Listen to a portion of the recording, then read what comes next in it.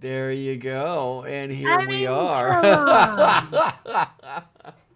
Hello, ladies, gentlemen, and everyone in between. How the heck are you? Yeah, I am Diana Clarion. I am the Lavender Lady. And you heard the one, the only, the brilliant, the beautiful Kate Farr Bionic Dance there in the background. Hi, Kate. How are you? How are you?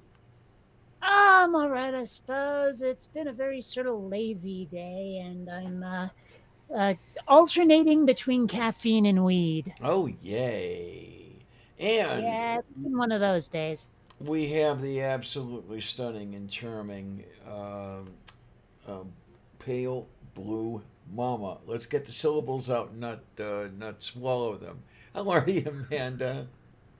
Okay, how are you, sweetheart?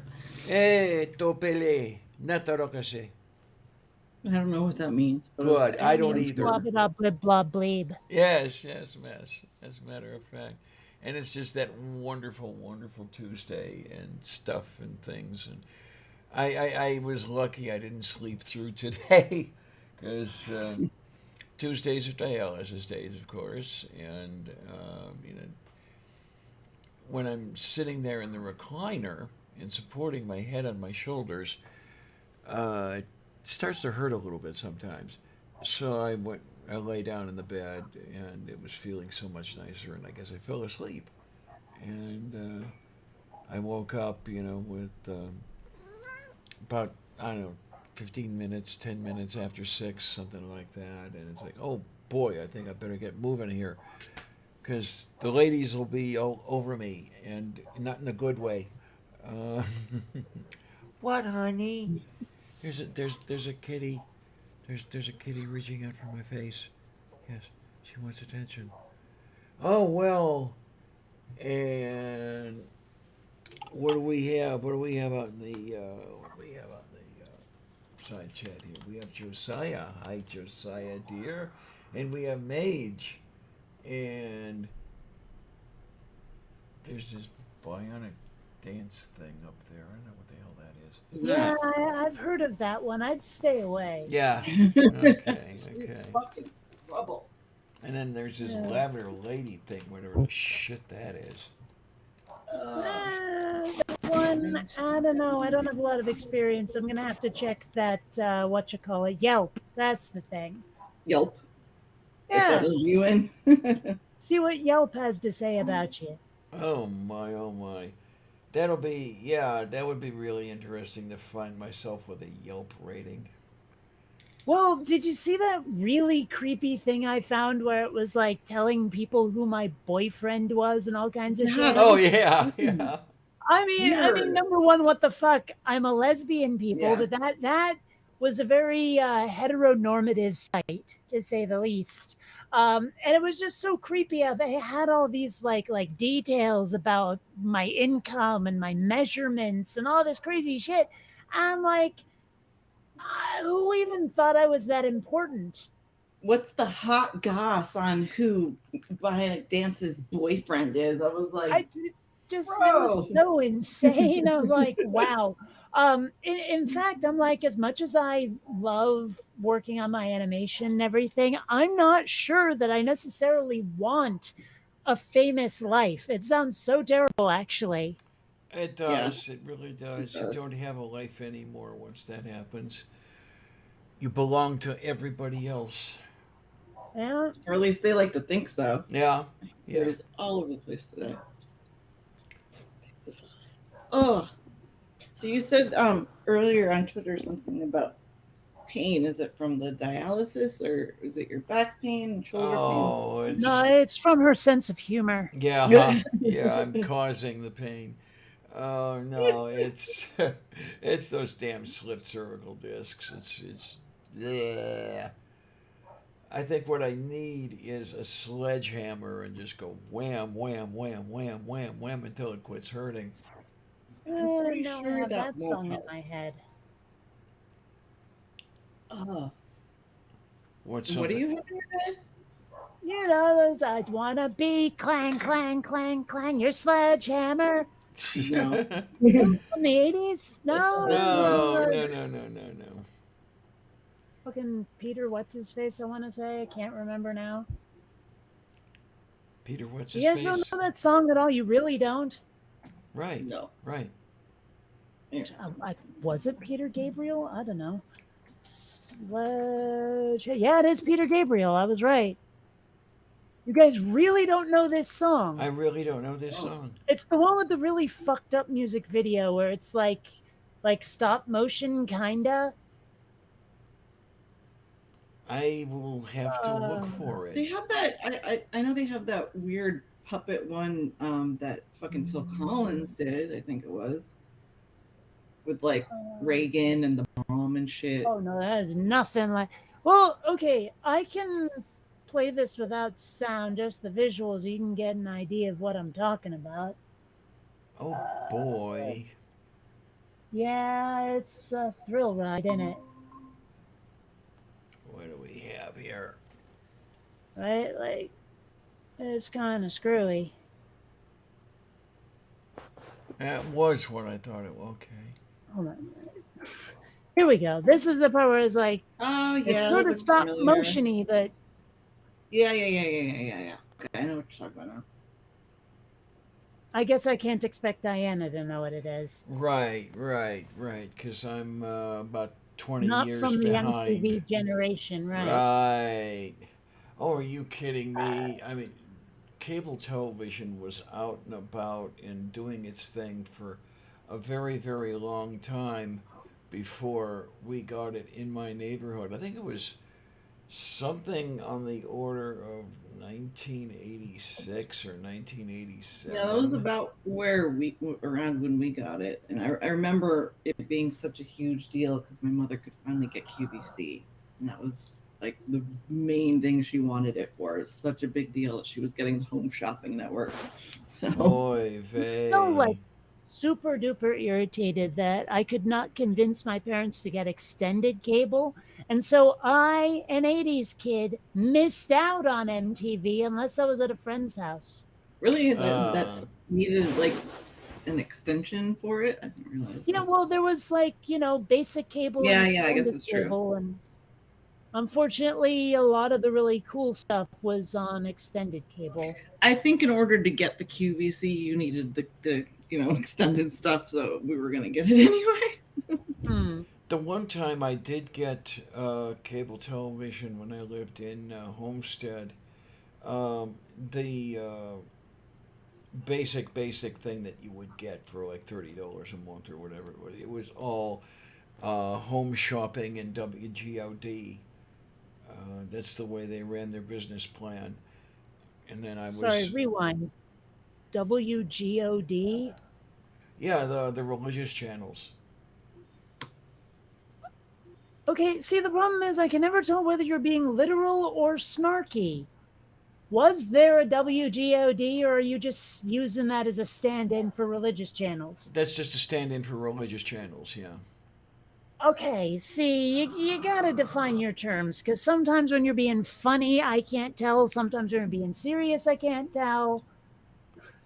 Oh, okay. For some reason I thought more people knew about that one. Oh well. Okay, a lot of the things that you think more people knew about are usually things that more people your age knew about. Okay, maybe. It's entirely possible. Oh, Ox is here. Hi, dear. I mean, how many of my references have you completely missed simply because you were born in the wrong decade? Most of them. There you go. Just saying. Deestepe. And then what do we have here? But yeah, it was. Yeah, I would get the $30 a month, and then I would buy the baseball subscription on top of that.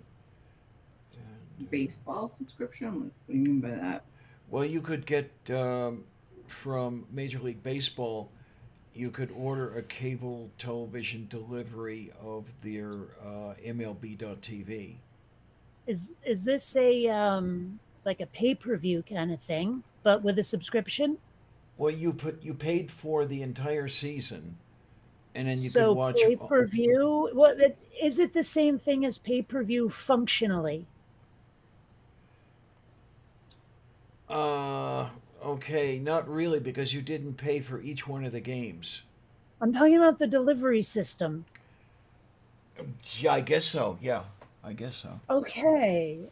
So you were paying basically a pay-per-view subscription for baseball games, yes? Yeah, like I think it was $100 a season or something. Okay. Man, extracting explanations out of you is just so difficult.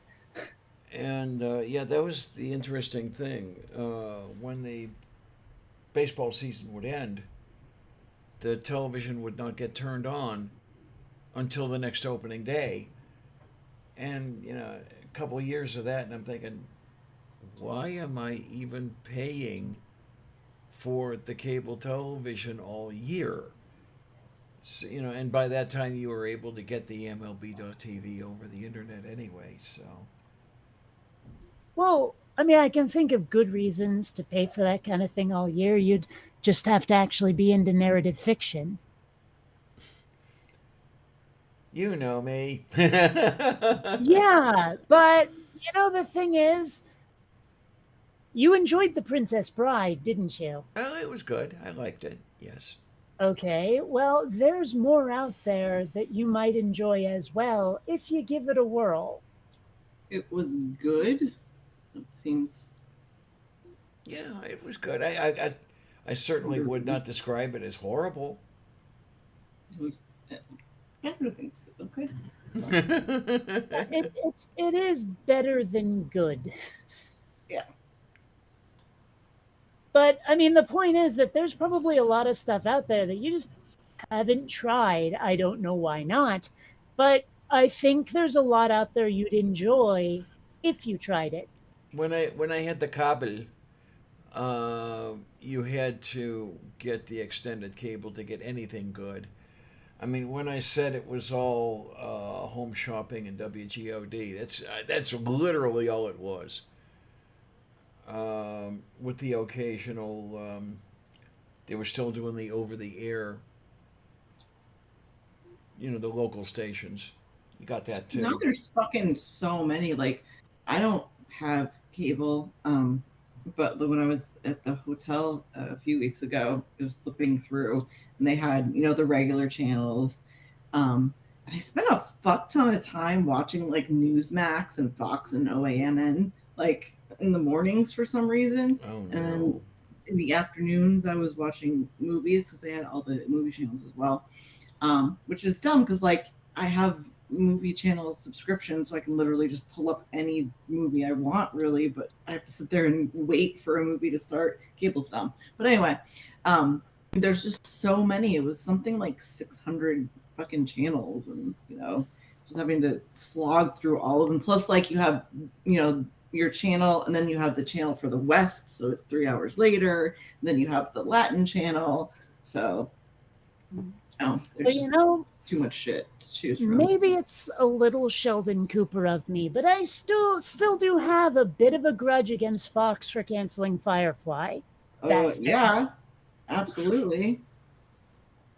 Especially the way they did it, because they practically did it on purpose, playing shit out of order and stuff. Yeah, Dead it's time well. slot.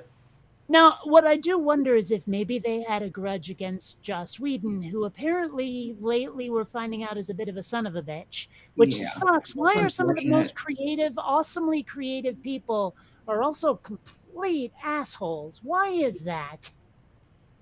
Dave Filoni, please never turn out to be a horrible person. I don't know. It's very frustrating. Like, Yeah, it really is. Kevin Spacey, oh my god. Like, it wasn't bad enough what he did, but then did you see, like, he made this really insane video pretending to be his character that they killed off from House of Cards, but he's like, yeah, I'm coming back and I'm getting vindicated. But he was like acting as if he was Frank from the show. It was fucking wild. Like, that sounds a little bit creepatorial. I actually did not see that video. And like I only sort of know the peripheral stuff about Kevin Spacey. Like as I understand it, he gets a little handsy, like on the outside of guys' pants or something. Okay. Yeah, well, I don't know. Young people, apparently. Here, who should I send? Which one of you should I send it to? It's 3 minutes long. I don't need to see it. Well, I thought maybe the audience would want to see it. Okay, I don't know. So, I don't know. It might even be something you shouldn't show on a stream. Yeah, I anyway. don't know. I don't know if you can or not. um, Well, I know okay. you Well, can, it's but just a should. YouTube video. That's all. He put it on YouTube. I don't It's know. just him like in an apron and him pretending to be his character. It's creepy. Is House of Cards worth watching? It's so good. Last season sucked because it was like, well, Princess Bride, Robin Wright Penn was the or Robin Wright, I guess at the time, was she becomes the main character, and it just wasn't, honestly, it wasn't the same without Kevin Spacey. It was a really good and really fucked up show. Is that the one where he's like the president?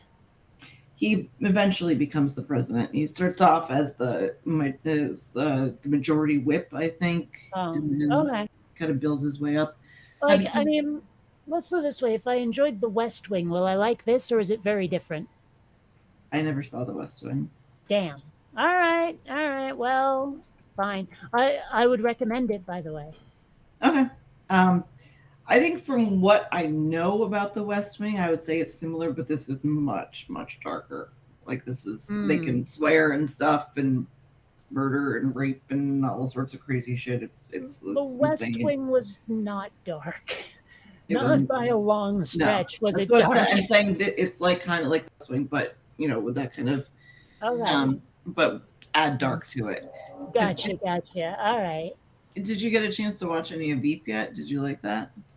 No, actually, I went through all of Young Sheldon and I watched Joker, and now I'm sort of I fell off the Big Bang Theory cliff again. It's fine. Whatever makes you, especially late, with everything you've been going through, find whatever gives you comfort right now. So a I've been little doing bit of familiarity. Yeah, I'm Yeah. actually alternating between that and How I Met Your Mother. It's just sort of like a security blanket if television could have those. I do the same thing. Yeah. I just finished watching The Americans, which is a really good show. And now I don't like a lot of sitcoms, especially stuff on network TV, but I'm watching 30 Rock. I did like 30 Rock.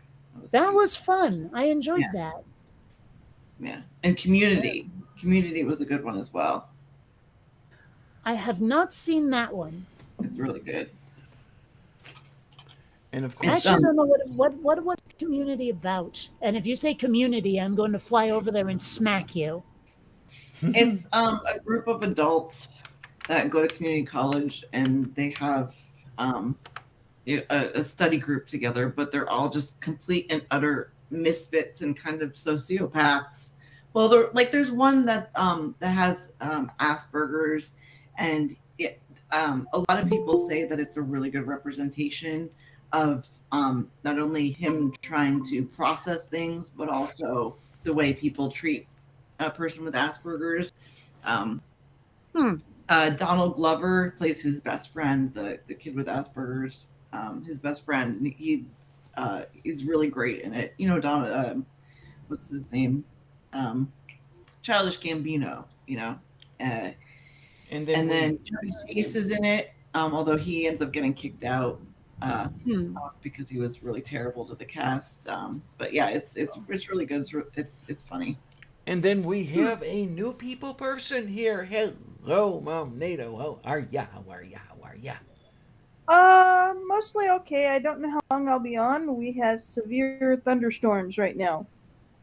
Oh I like my. thunderstorms. Thunderstorms are fun. Yeah, we've got. Yes, but right now I'm on the tablet, which is misbehaving because I have my computer shut down. Oops. Speaking of computers shutting down, I need to reboot my render machines.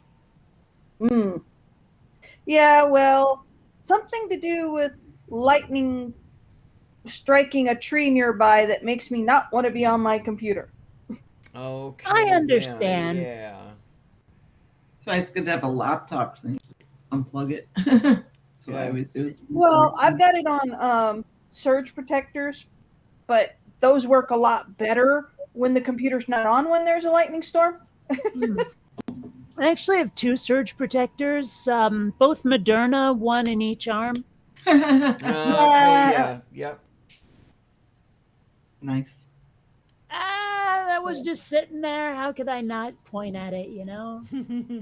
I even went in and turned off Tornado's computer. Oh no, I bet that elicited a wonderful reaction. Oh, he was laying down sleeping, so it was okay. Oh, okay, fine. Okay.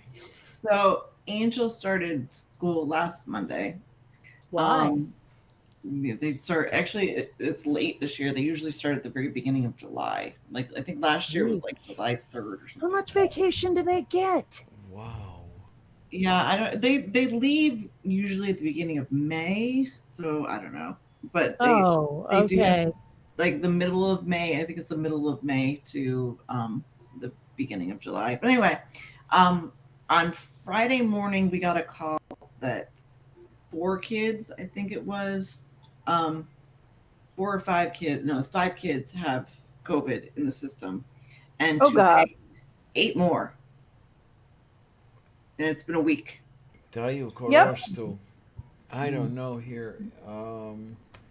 We had 21,000 new cases in Florida on Saturday.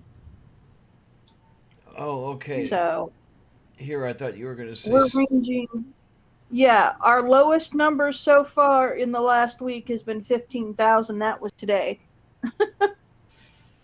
Yeah, when you Well, started naming the number, yeah. I thought you were going to say since like 3 p.m. But okay, Well, no. and your lovely DeSantis has made it so that they can't have the schools can't make the kids wear the masks. They can't, like, at Right. least I was surprised that they on Friday issued a mask mandate at all the schools in our county, so they have to wear the masks now. That But in is just Florida, you can't. DeSantis said that he would defund the not the teachers. He wouldn't, but he would punish the superintendents and not pay them if any of their teachers were trying to force Oh, he's their trying to students say to he wear won't masks. pay the teachers either. He's gone into threatening the teachers too. And I Mhm. thought, yeah, I thought I read It's earlier today ridiculous. he specifically said that it wasn't about the teachers. Oh well, no. you know, they say one thing and do another. We all know that. Yeah. And I think it is absolutely the stupidest thing to sit there and tell a teacher you or a school board you can't have a mask mandate when you've got kids dying from COVID-19. Well, you know, it's not exactly like the dude's being rational. I mean, the whole issue is that it's partisan. Yeah, It's I it's all know. about sticking it to the other side. Yeah. It's so, and he's, it looks like he's going to take over for Trump, so he's going to be the one to run in 2024. Oh Really? God. Because I've been seeing a lot Oh. of stuff about Trump being really hard to beat. That it would be really difficult. Like anyone who tried to challenge would probably get stomped just by the party, just like their whole reputation would go into the shitter. It's all about I his was king-making skills right now, and he's lost the last few times. The fact that he can't connect with his base anymore because he lost, Twitter, and people don't want to interview him anymore.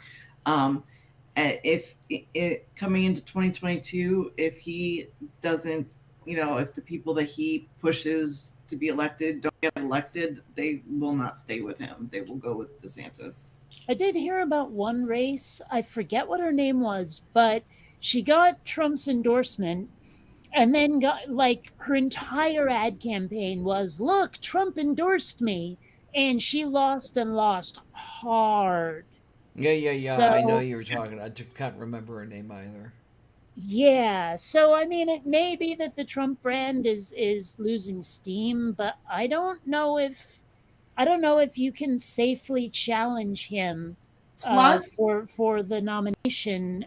Like if unless you get away with it, I think your name is mud for the rest of your political career if you fail. it does actually look more and more like he is gonna get indicted. So, Yeah, they're Keep finding. saying that. Promises, When is someone going to promises. pull? Hold on, I When is have someone I have gonna a pull the thread to trigger? show you, but Seriously, when is someone going to pull the trigger on that? it's they have to go. Okay, I will find. Hold on. Yeah, I just saw Ben in the side chat. How you doing, honey? Feel like coming in? Oh, sure, sure. Yeah, that's totally cool. Took me a second to remember which one you meant. Yeah. I think When you get a chance, Kate, read through this and it'll explain everything. Basically, they have to go, you know, they have to get each person, like he's the top. So they have to get each person below him. And there's so many people right now that are looking at like decades. Whoa, What the heck happened? I don't know. Menda And just fell off. I also don't know what the heck it was she told me I was supposed to read. I thought there was a link somewhere. And I don't hear Mom NATO speaking either. Oh, there you are. That was totally my I'm being bad. quiet. I'm just listening. I'm looking Just making for. sure, you know.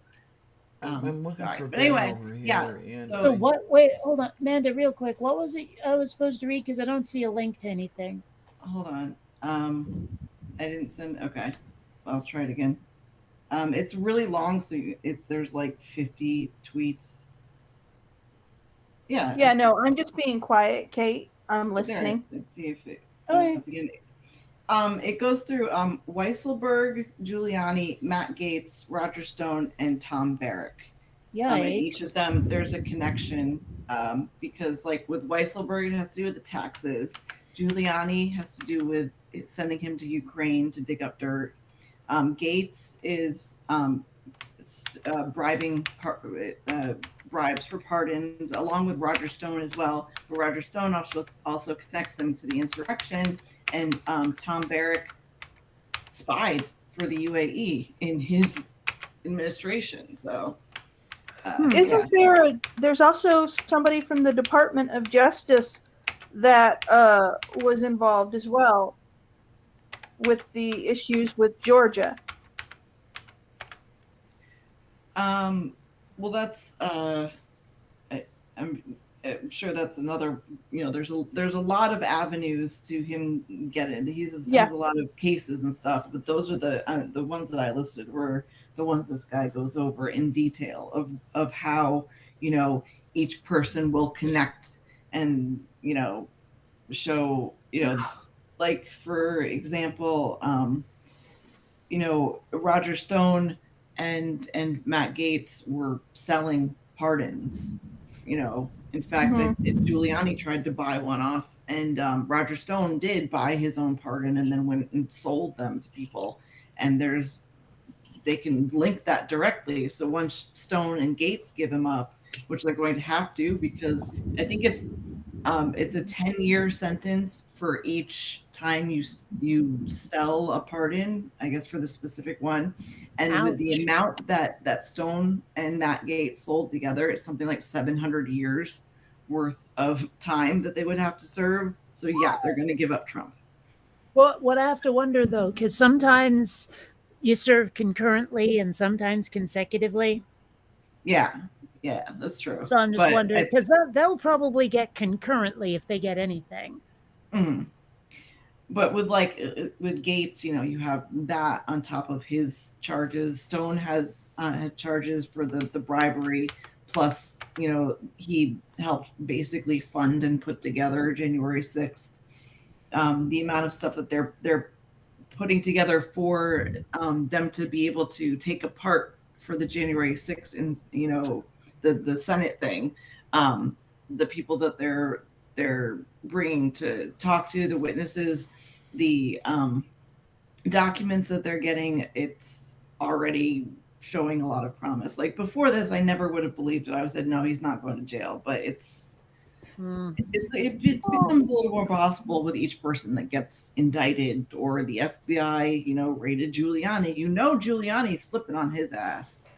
Okay, but I remember like a couple of months ago, there was this whole thing where some dude was saying, oh, we're bringing charges in the state of New York against Trump within like 2 days or 2 weeks or something. That was months ago. Mm-hmm. Yeah. Here we go. Because Let Go me ahead. pull this slide up from NBC News. A lot of it is because it ended up being much more in depth than what they realized. Some of it with the taxes, it ended up connecting to the UAB. So when they started, they were just looking at him, fucking with his taxes to either make his businesses look more like they're making more money or, get off with more tax rebates. But they were in looking into that. They found connections between his taxes, the money he was paying out, and the spying that Barrick was doing for the UAE. So that is a huge other thing that they didn't expect, but it's going to take a lot more time to get into, but could also mean a lot more jail time as well. But you understand my disappointment, though. Yeah, absolutely. And I mean, it just seems like they're never going to do anything. Damn it. And I don't know.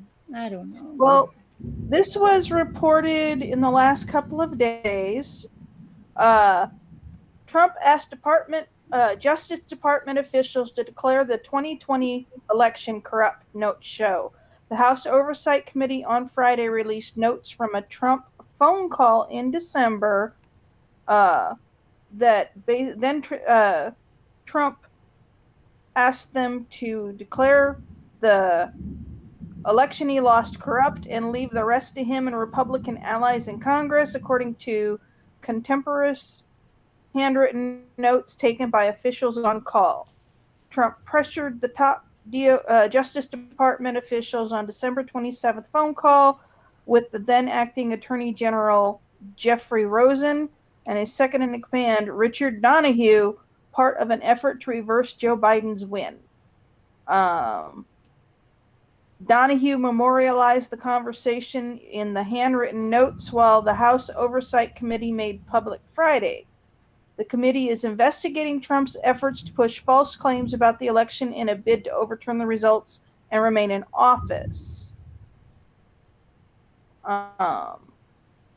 In response to being told the Justice Department can't and won't snap its fingers to change the outcome of an election, Trump is quoted in the notes as saying, "Don't expect you to do that. Just say the election was corrupt and leave the rest to me." So, yeah, we have an obligation to tell the people that this was an illegal, corrupt election, according to Donahue's notes. So they have. Well, my question, though, and this one's pretty important, actually. Is that guy related to Phil Donahue at all? Not as far as I know. Okay. But yeah, I think Phil's a bit old to be related to this guy. Well, it could be his father or an older uncle. Yeah, maybe. But yeah, these notes that they've written on these calls about these calls they're dated and notarized as far as, or maybe not notarized, but they're part of this investigation on the storming of the Capitol and his attempt to overthrow a legal election. So, and that is treasonous.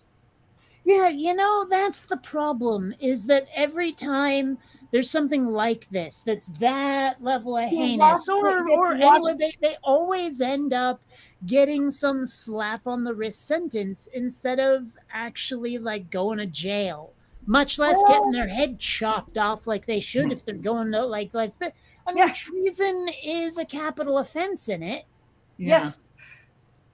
I thought the spying thing would have been a lot worse than what they're threatening. I don't know, just Ben. Yeah, I'm just Hello. that they will do something about this finally so that he cannot run in 2024. Well, I don't know that that's not going to be a panacea, because, okay, if he can't run, but you've still got that entire Republic thug machine operating in the background. They're still doing what they're doing. And okay, but here's the thing, though. What? All of those Trumpedites, all of those MAGA fuckers now are politically homeless. I mean, Yeah. one of the things with the Republicans is that they do still have for them, moderate wing that doesn't really like all of this QAnon crap, right? And so some of them are going to go, look, we went along with Trump, but now that the king is dead, we're going to try to reassert our dominance. And Yeah. they may try to drag the right further to the center. Like, obviously not to the left, but leftier than they are now. And Yeah. I mean, when that happens, the MAGA folks, the alt-right folks are probably going to not go quietly. They're probably going to go kicking and screaming Oh, if they go at all. right. The entire right will be fractured and split without Trump, and that can only equal a win for the left. Yeah. Well, I know what you think of me, but the left Okay, is then going to just don't even say it. they're going to find some way to lose. Well, yeah, well, sure, of course they are. The left is the best at snatching defeat from the jaws of victory. Mhm. But I mean, at least they won't necessarily have one arm tied behind them like they have been with Trump. It just, I don't know.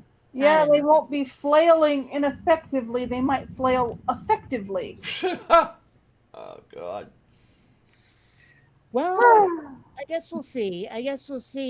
I'm not sure how much good it's going to do, all things considered, just because, well, short of everybody becoming a pedestrian right the fuck now, I think the planet is kind of on the doomed side. Just a Or at little. least we're on the way out, even though the planet will certainly endure. Well, yeah, the structure itself will be fine. That better be apple juice, young man. You're way too young for any kind of alcohol. I'm 27. Oh, you're a kid. Oh have you jeez, ever man. been on Diana's Well, before? it's a baby. Wait, Okay, what? speaking from the contingent that's also young or older than we look, it's too close to go. Kate, I always thought Kate was younger than me too. So, have you Yeah. ever been on Diana's before, Ben? I don't think so. Oh, first Yeah, time for no, everybody. You know. Yeah. I think I've been on other people's streams with you, but not Yeah. yours specifically. Yeah, no, I have a 25-year-old son, so you're a baby. Well, I mean, I'm 45 years old, and people still guess my age in my 20s. So Well, you're not well, 45. I'm all kinds of 45. I'm older than Not Kate. look 45. I'm older So than going along with all the Trumpers, so I'm learning to practice medicine in Arizona, which is a fun place to be right now.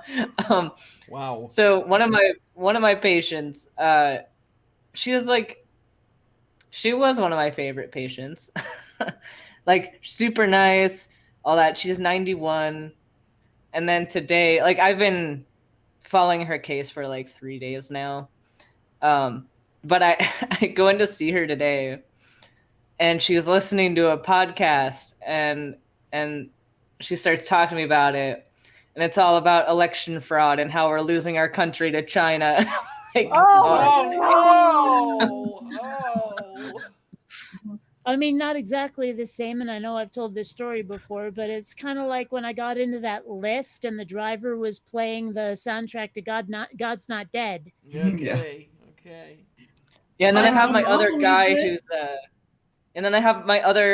who wears his MAGA hat. Like, and granted, this is inpatient, so he's in the hospital, refusing to wear a hospital gown, and also insists on wearing his MAGA hat while he's in bed in the Oh, hospital. Oh, Jesus. these people are such Gotta own those cultists and libs. fanatics. It's crazy. Yeah. I mean, Because you know what like he's thinking, though. You know that he's all like, the doctors are evil and they're wrong and anti-science bullshit because that's what they've been. Which is funny because he's fully vaccinated. Oh, that's good. At least that's For Oh, COVID. that's What, unusual. did you tie him Yeah. down? No, see, he has CHF, so I wonder if he's from a skilled facility and they made him get it. I don't know the situation. All I know is like he's in the hospital for heart failure and we're managing him for that. But I mean, he's kind of a nice guy, I guess. So, Kind of. my mother, who also believes that the election was stolen, and she like won't talk about it. She'll leave the room. She gets so upset. My mother was a nurse, okay, and she actually, like, in talking to her last year, I remember her saying that there, are too many tests. Where they're testing too much, and that's why there are so many cases. My mother's a nurse. No. Well, Because didn't remember that's what Trump was saying. Yeah, I was going to say I- Trumsky I- said that. Yeah. Yeah. Trump It's tried one of to the silliest things. It's like it's just burying your head in the sand institutionally. Yeah. You know, If we don't it's test them, then their cases won't go up. right. We Right, won't, we won't right. have the numbers. It's just fakery. She did get vaccinated, but she has a COPD from she had breast cancer, so the radiation messed up her lungs really bad. So I was lucky that she, didn't fuck with that, and she isn't an anti-vaxxer. I don't think, at least, but like Yet. in terms of. My son has fucking lung disease. Okay, I mean, it's granted it's not bad, but he did have. I was going to explain. I never got around to explaining to Kate. I'll do that really quick. When my son was born, he aspirated meconium, which means he pooped inside of me and then breathed it in. It happens when if the mother's under a lot of stress, duress. I'd actually moved the day that I went into labor, and I'm pretty sure God. pretty sure that's what did it. And plus, like, I had no help. Like, my mom had just gotten over cancer, like she could barely walk, and the father of my child wasn't the most help, and my father refused. The one person that could actually help and move shit and do shit refused because I got pregnant, without being married. Anyway, so he had to be intubated. He wasn't getting enough oxygenation, and that ended up scarring his lungs between breathing it in and the intubation and everything. So they said by the time he was 8 years old, less than 10% of his lungs would have scarring, but it's still technically lung disease. So it's not something I wanted to fuck with COVID. Yeah. My mother kept telling me, she's like, "Oh, no, he's fine. That's bullshit." I'm like, for fuck's sake, you're not only his grandmother, but you're a nurse. Yeah. Anyway. Yeah, no. Tornado is autistic with Asperger's syndrome and conduct disorder, and he's bordering on germphobic. And when you have I call him a kid. He's not a kid. He's 25, but still, he's a kid to me. He's a kid. Yeah, he goes and gets something from outside, like the groceries. He immediately, as soon as he gets the groceries in the house, has to go wash his hands. After he washes his hands from getting the groceries inside, and then he goes and helps me put the groceries away. As soon as he's finished putting the groceries away, he has to wash his hands. So this shit with COVID is not a joke. The minute I go to leave the house, he's like, "Do you have your mask, Mom? Remember your mask, Mom. Remember your hand sanitizer, Mom. Remember social distancing, Mom. Don't talk to anybody, Mom. Don't get close to him. Just don't talk to him." So I think I can explain this in 7 words. He's Sheldon Cooper without the laugh track. Yes. And it's he's had issues with germs and stuff since we moved. It's one of the many things that he cycles through after a move, where he's afraid of everything around him, basically giving him something that's going to kill him. And it takes him a year and a half to settle down. He had just gotten settled down from all his shit from moving, and then COVID hits. Oh, fun. Oh, my. Oh, yes. So I can only imagine the hazmat shower he told you to install. I'm just saying, I mean, if someone's germphobic enough. Just about. He had to go. We're in Florida in the middle of the summer. He is putting on a fall weight coat, pulling up the hood and tying it so that it's tied up to his nose, along with 2 masks, and he's got socks and plastic bags on his hands, and he's wrapped plastic bags on his feet. You Yikes. know, on the other side of the state, there's the Cape. He could always go there and get a spacesuit. Oh, Yeah, I had you a know, mop suit. it's Oh my funny god, that it like was like you're talking about people walking around in like full coats like that. I live in Southern California, and you know it can get a little bit toasty here.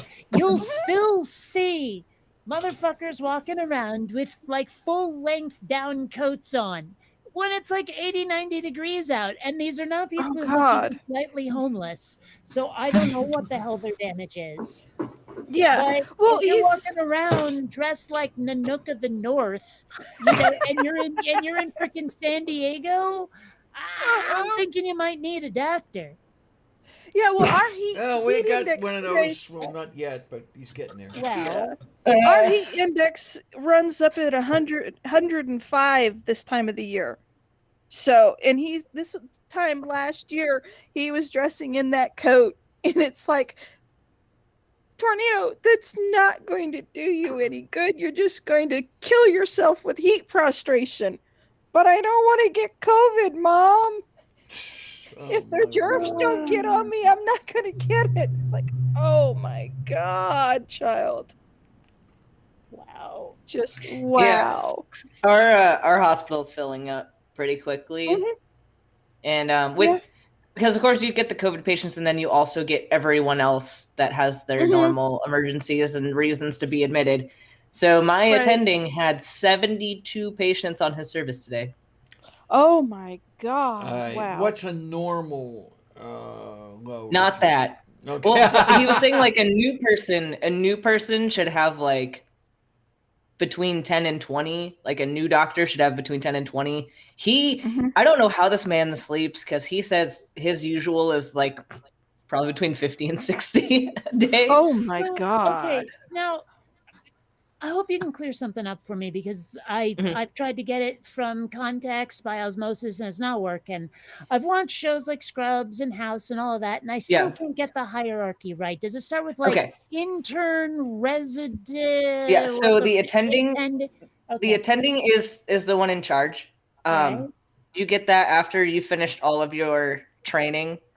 Right underneath attending is fellow, and those are people who have finished their residency in a specialty. And if not everyone does a fellowship, but if you are choosing a subspecialty, you do a fellowship. So like if I did internal medicine and I wanted to be an endocrinologist, I would do a fellowship in endocrinology.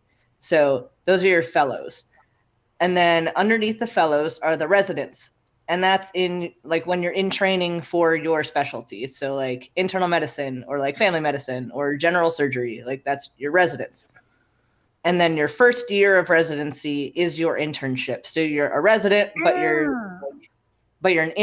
technically an intern, but you're technically a resident, because you're not fully licensed as an intern, because you still have one more board exam to take after your intern year that will give you your full medical license. So you're a doctor, but you're wow. not fully licensed. You're like supervised for a year before you're licensed. Sort of like a learner's permit. And intern is Yeah, what it's like your comes- learner's permit. An intern is what comes after being a medical student. Yep. Okay, cool. So how close cool. are you to graduating? So I'm a third year student. So I have this year and then one more year, and then I'll graduate. Now, So, and here's then you'll one be an thing I've intern. never- Yeah, and then I'll be an intern. Well, okay, here's one thing I've never quite understood, because there's so many different kinds of doctors. Mhm. Do you have to like to be a medical doctor? Do you have to write a thesis, like an original thesis or something? No, No. a lot of us do publish, Okay. because that helps you match. So it's like the process to get into a residency is so complicated. It's basically like a dating app, is how I describe it. It's called the Match. So you spend your entire medical school career building up your profile to be like the best candidate for whatever specialty you're trying to get into. So like that's why a lot of us will publish, because it makes you look better to have like 3 to 4 publications. People will do volunteering, like your grades matter, your board scores matter, because you take 2 of your boards before you apply to residency. So I've already taken one of them. So you build your profile, and then everyone enters into this online dating app that where you after interviewing at certain programs and doing like little auditions where you like go work for them just to like tell them that they should They feel pick tested. you. Yeah, it's an audition. Okay.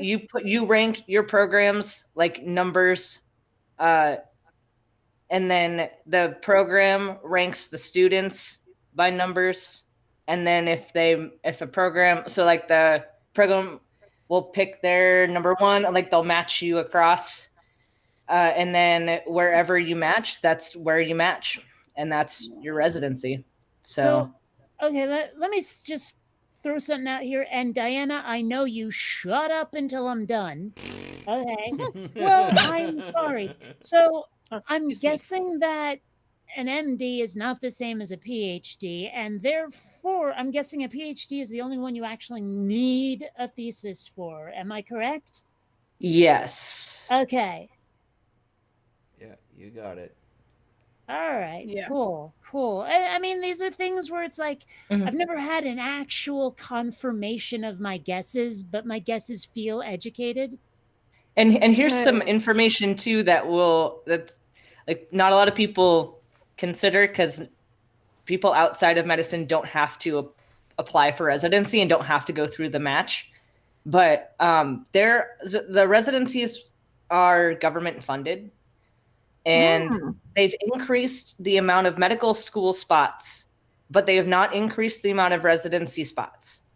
That's So it's gotten really competitive over the years because you have doctors now that are fully graduated doctors that do not match into a specialty, and they have to keep trying, or they got to go find something else to do with all this debt. So there's a huge problem where people just aren't matching. So like there's this joke of like, what do you call the last person to graduate in their medical school class? Call them doctor. But the reality is they're a doctor, but they're not matching into a specialty because your class rank matters in your application as well. So Do you like- have to have a specialty? yeah, you have to. Huh. In order to practice in the United States, you have to go through a residency program.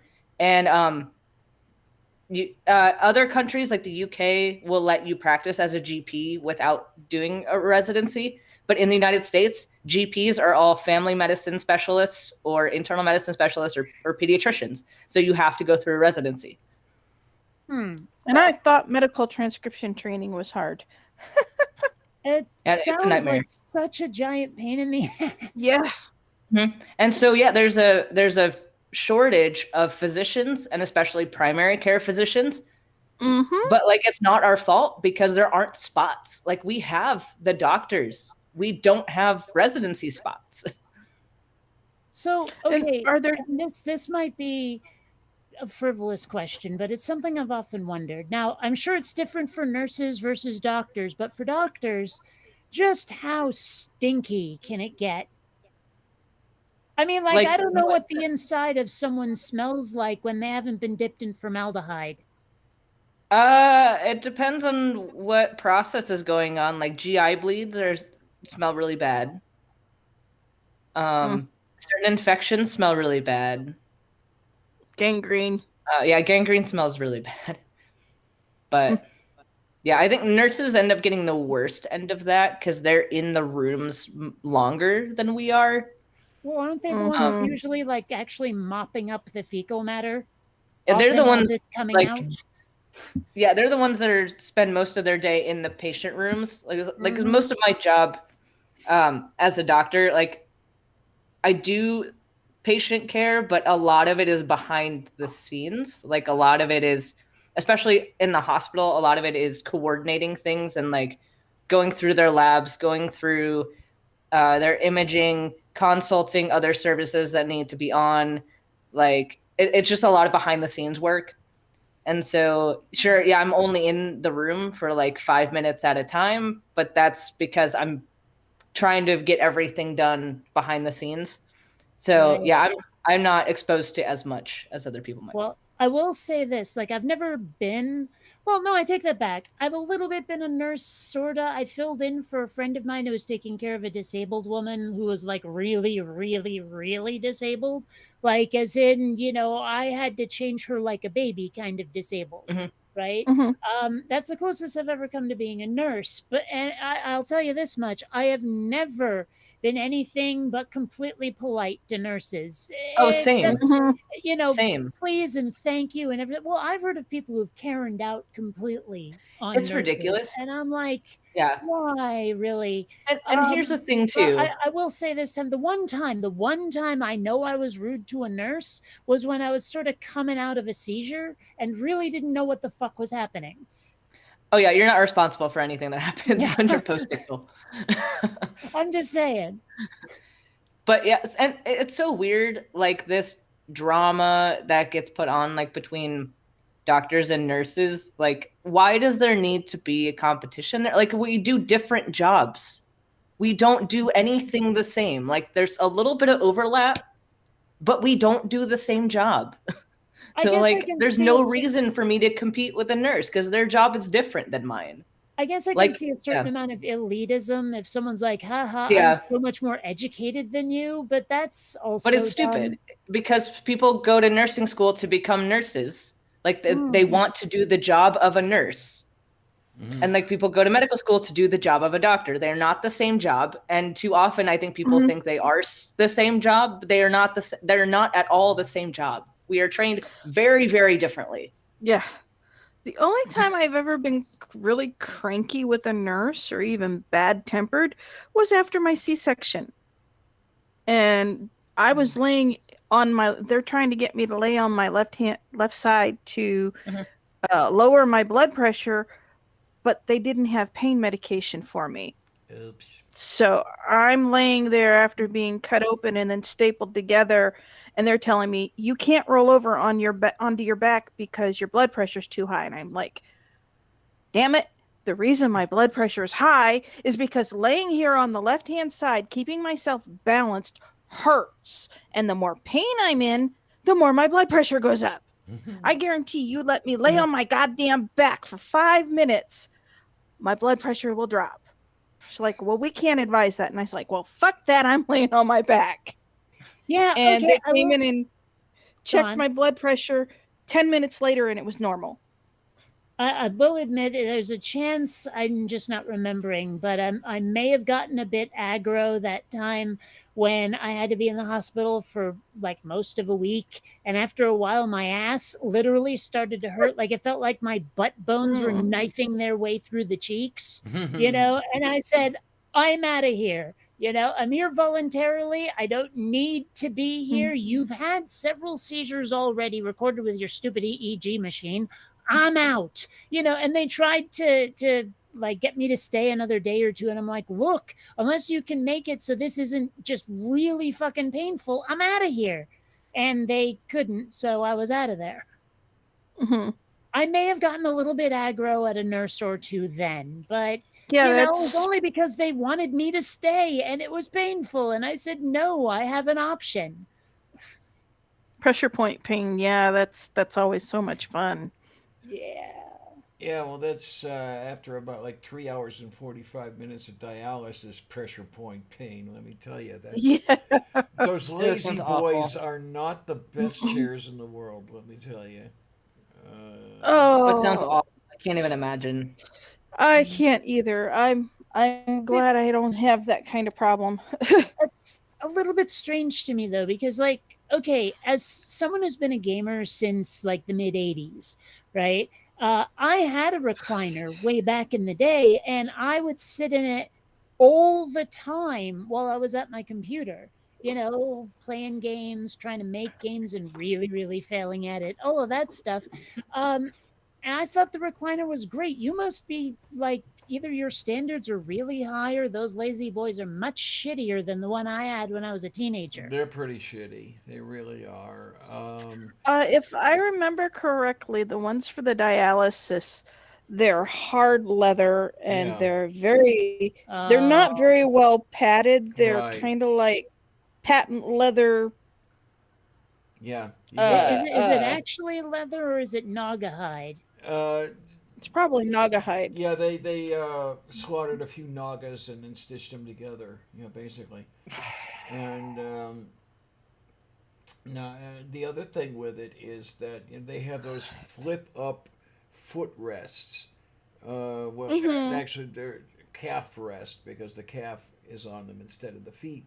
And without fail, I will start getting cramping from just the pressure of the calf being on there, and I have to make the judgment right there and then let them know, because I could be cramping because they're pulling too much fluid, or I could be cramping because of the pressure points. And it's, yeah, okay, it's just the pressure. Don't worry about it. Give me a minute. I'll be fine. One of those deals. So what I wonder, Hmm? is this a chair problem? Is this a you problem? Is it a dialysis problem or what? I think the answer is yes. Okay. I They know probably the could chairs- get better chairs. Yeah, Well, I mean, but they because don't. well, I've never But they're had cheap. dialysis, but everything you've described so far sounds pretty survivable to me. So I don't know where the cramping's coming from. And I'm wondering what the circumstances are that are different, that are relevant to causing it. Okay. Imagine having a leather coated blackboard for a footrest. Yeah. And Because that's those what chairs she's don't look playing on. comfortable. Okay, Yeah, I've like fallen those asleep chairs are in awful. some really uncomfortable chairs from time to time, so I'm not sure that this is a comparison that's going to help. But think about it this way, that she has to go through this very frequently. Yeah, like every other day. Okay, For 4 Like hours. it weighs on you a little bit. I guess, I don't know. I guess maybe it's just because I've spent so much time just sitting and waiting through my entire life. That Well, I've not really- everybody is a Well, pretzel. no, what I'm saying is that I've learned a lot of different ways to make the best of it, is what I'm saying. Like I had to, because I had to spend so much time sitting on my ass waiting for people. Mm. After a while you figure out how to spend that time pleasantly. I don't know. Today wasn't all that bad. I almost fell asleep today, and that was a first. But maybe one of these days I'll be able to sleep through dialysis. That would be nice. And then I'd wake I have up. I have a couple CKD patients, so they get dialysis. And it does not look fun. What's Oh, CKD no. stand for? Chronic kidney disease. There are just too many TLAs, and some of them are really specific. Yeah, pretty much. I'll tell you, the people there are some of the greatest people I've known, though. They're really great staff people. And They're trying, Diana. Yeah, Great well, in the thing terms of is, though, quality? Wait, I don't know how they can stand it, because I'm the one who's trying. I'm very trying. By the time Are it they comes- great in quantity, or are we talking about size? Or quality or size is what I meant we're to talking say. quality here. They are some of the Okay. nicest people that you could ever want to know. Are any of them great with child? One of them might be. I'm just going through too many different definitions of great. Uh-huh. I don't know. Oh, I realize I need- Don't do that. Now you got me doing I wonder, it. Sorry. like if you suspect that you might be pregnant, but you haven't done the test yet, are you just sort of mediocre with child? Uh-huh. There you go. It's Schrodinger's child. Ah. You're both pregnant and not pregnant until So you take am the I. It's Schrodinger's brat. test. Schrodinger's brat. What are you up to, little one? Versus Schrodinger's cat, huh? Yeah. Now, did the brat hug the cat? I don't know about that. Okay, so are we talking cat brats here? Well, the served cat up could on a be bun fat. with some onions and cheese. You dirty rat. I don't know. But the Something cat about chases Jack the rat. I don't know. I got a video I got a video of me at the hospital today. I didn't go for the whole time they were doing this, but I'm at a Catholic hospital for this month. Oh, I'm so sorry. Oh my gosh. And so if I get to the hospital at the wrong time, I have to listen to the morning prayer go off over the intercom. So I got a video. Goodness. So I got a video of part only 15 seconds of it because it's way too long for it to be tolerable. But I got a video of it going off in my face or something, walking down the hallway listening to this. Oh God. Like, yeah, it's obviously God that's, healing all these people and not the doctors that are taking care of 72 patients in a day. My Yeah. goodness. Oh my Like, it's just kind of word. infuriating. Like, yeah, God, if God cared, he could literally just like do something about this and He not could snap have his non-existent fingers. and not kill have all these everybody. sleep deprived doctors and nurses who are working so hard. And like, and I said this on Beast, was it Beast Stream yet? Yeah, Beast Stream. Whereas like, being a doctor and knowing that like there's a good chance that someday one of my decisions that I make will kill somebody. Like, and if God cared so much about this person, why would he, number one, let them die from something that could be prevented? And two, give the doctor psychological damage and the burden of knowing they killed somebody? Why can't God just tell you, oh, this is what it is? And then fix it? Like why do we all have to suffer?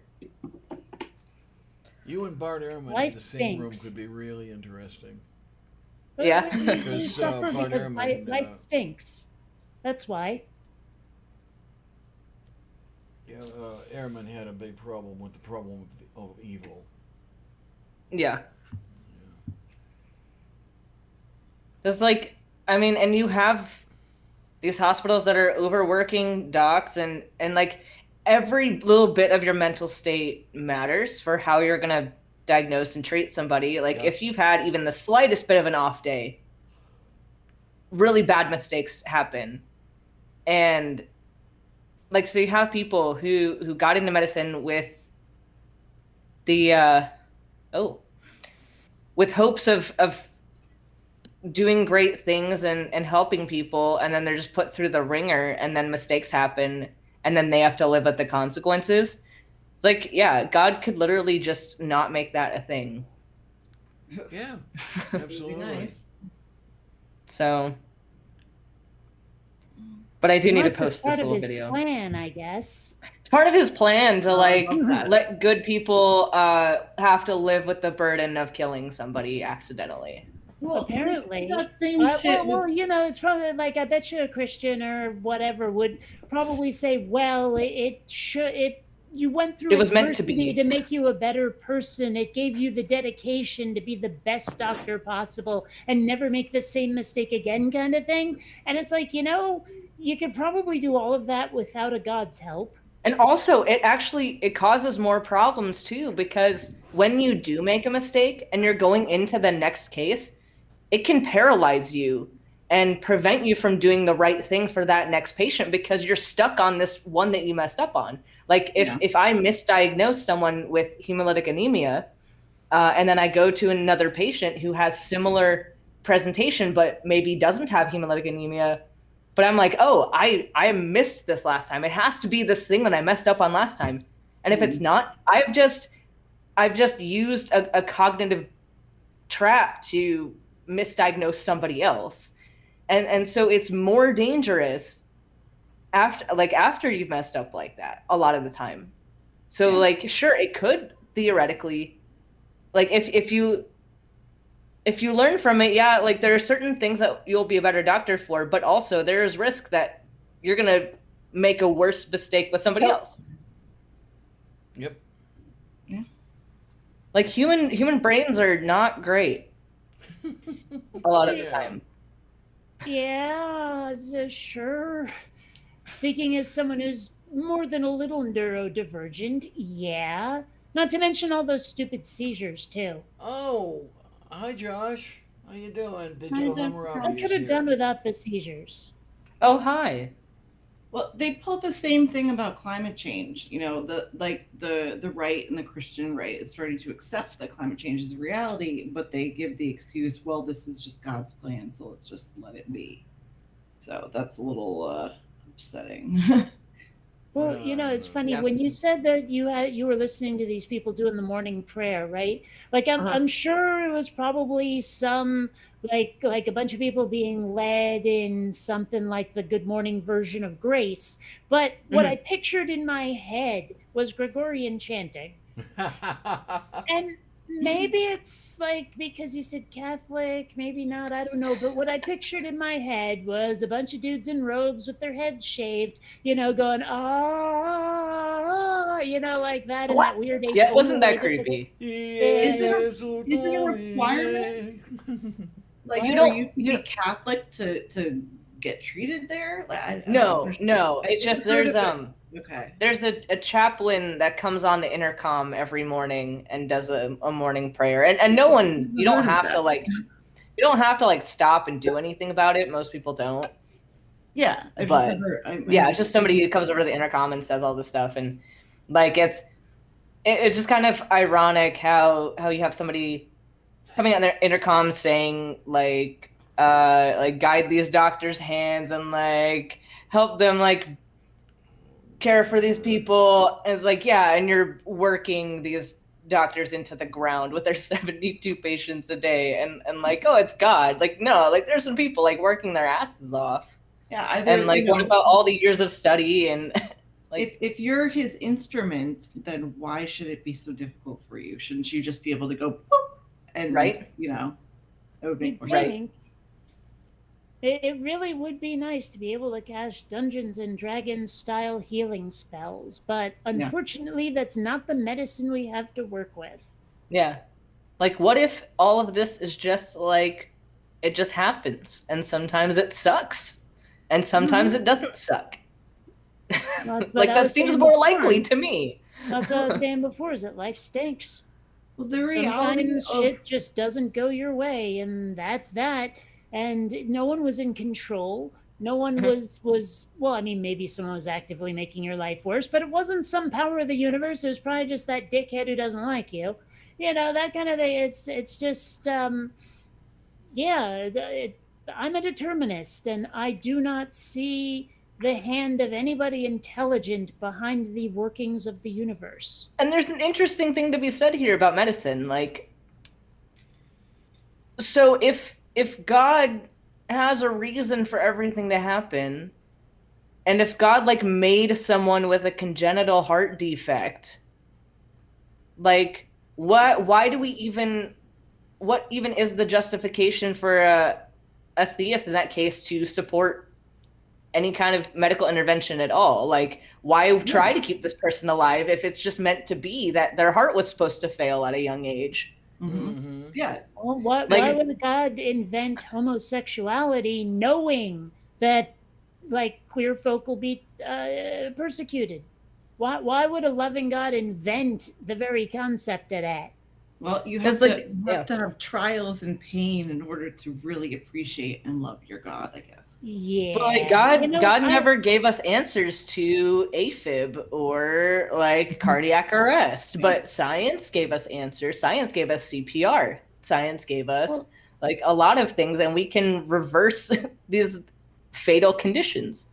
Well, what So- knocks me out about the whole like you have to go through pain argument and all that nonsense, I'm like, okay, you know what? The opposite, like I don't have to have the opposite of pleasure. I could go through being really, really, really bored and then be getting the pleasure and really appreciate it. Because I didn't have pleasure, I was just really freaking bored. I didn't have to be tortured in order to be able to appreciate the good stuff. Right? You don't need dysphoria to have euphoria. Exactamundo. As someone who suffers from chronic pain, I can attest to that. I don't need this shit to experience good things in my life. In fact, Yeah. it takes away from so much of my life. Like Mhm. I the thought of going on vacation even, I have to worry about, am I going to be able to even walk that day? If I'm, we took Angel to the Grand Canyon. I remember driving up there, just being terrified the whole time because he was so excited to go. But you have to, walk the rim it's just thinking about stuff like that. No, this Well, if you ever go back to the Grand Canyon, I'll just come pick you up and let him do his thing. We and- actually might be moving back to Tucson, so. Really? Mhm. I could That'd be never cool. live in Yes, it would Tucson be. because every waking moment jokes about one son and three son would be going through my head. Of Like, course like it seriously, would. you have no idea. This is one of the reasons I think I'm on the spectrum is I would fixate on that kind of thing. Okay. But if you do, I mean, if you're ever in Arizona at all, like I will come. I'll not in a Absolutely. creepy way, but I'll come find you. We'll hang out. Yeah, no, I did my undergrad in Arizona, and then I moved back there when I was 29 with Angel. We lived there for 5-6 years. And he wants to go do his undergrad at my alma mater, and I will just follow him because Oh, nice. Yeah. So we've wanted to go back for a while. You complain, but where we lived in Marana, and Mhm. And plus my community was like the academic community mostly, and so like I don't know, it wasn't super duper red where we were. We was we low. Yeah, I mostly just complain because, like, of course, with the patient population I'm working with right now in internal medicine, and just in general, most of your patients are going to be geriatric. Yeah. No, Um, Arizona is bad. So It really and is. Arizona's bad, and then especially the geriatric population in Arizona is really Yes. bad. And it's so big because like a lot of people move there.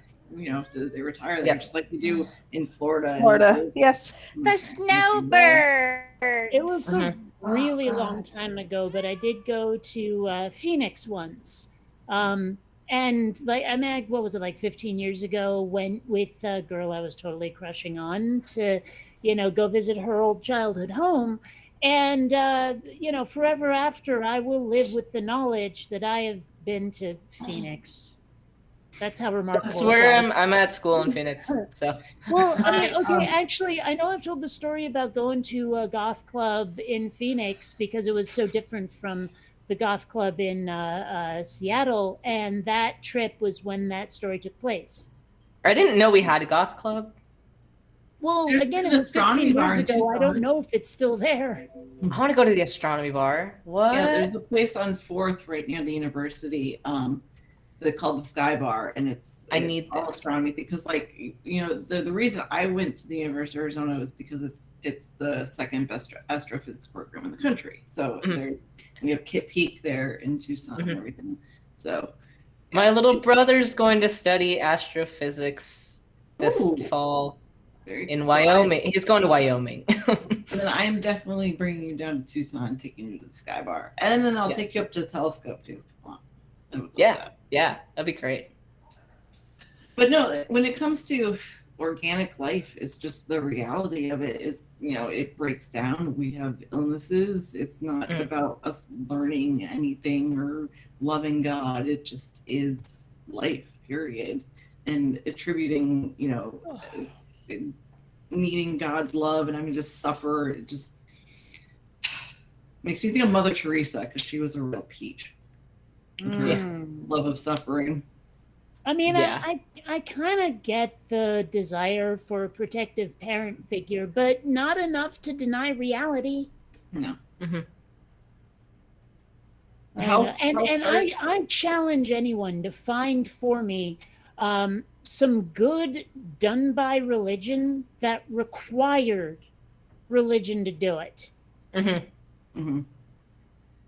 Like when they say, "Oh, well, it's a community," or like, "Oh, we give money away to charity or and whatnot." Well, think of how much more money of that money you could give away if you weren't like paying for the churches and the services and all that. And for the Bibles, like if you're going on a mission trip and you're paying for Bibles to give to people, Yeah. like couldn't you just like do something better with the money, like go feed people?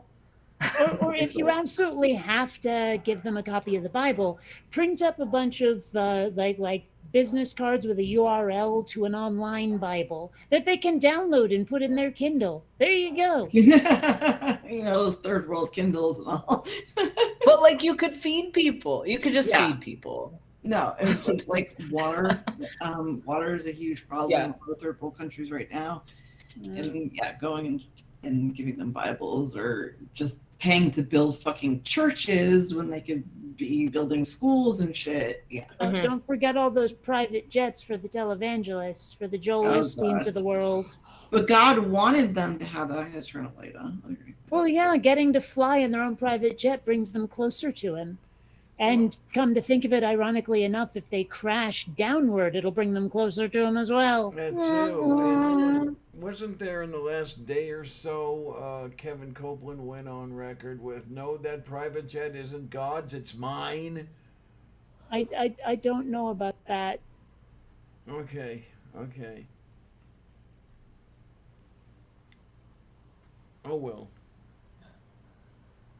That's my word for the next 5 minutes or so. Okay, I have to go and concentrate on something real quick. Okay, I might be back. Moo. All right. We'll see.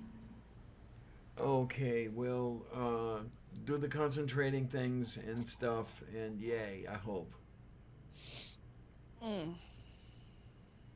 Oh my.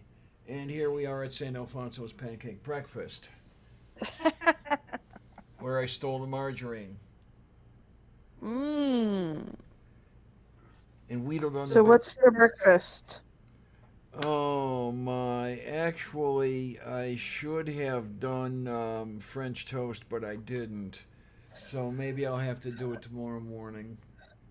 Because I think tomorrow morning I'm going to be having a Life cereal. Oh boy! Yeah. Life cereal in the bowl. Milk on the Life Yes, cereal. I'm going to eat. Wait half Yeah, an I'm going to hour. eat Life. What is the kind of mush that you eat, Diana? Yeah, the Life cereal mush. Put That's- the Life cereal in the Ugh. bowl, put the milk on the Life cereal, wait half an hour, and then eat it. Oh, yuck. Yeah. I have to eat mine right away. I hate mushy cereal. Mushy cereal's gross. If I want mush, I'll make cream of wheat. Oh gods, I haven't had that in a long time. I'll have to make some.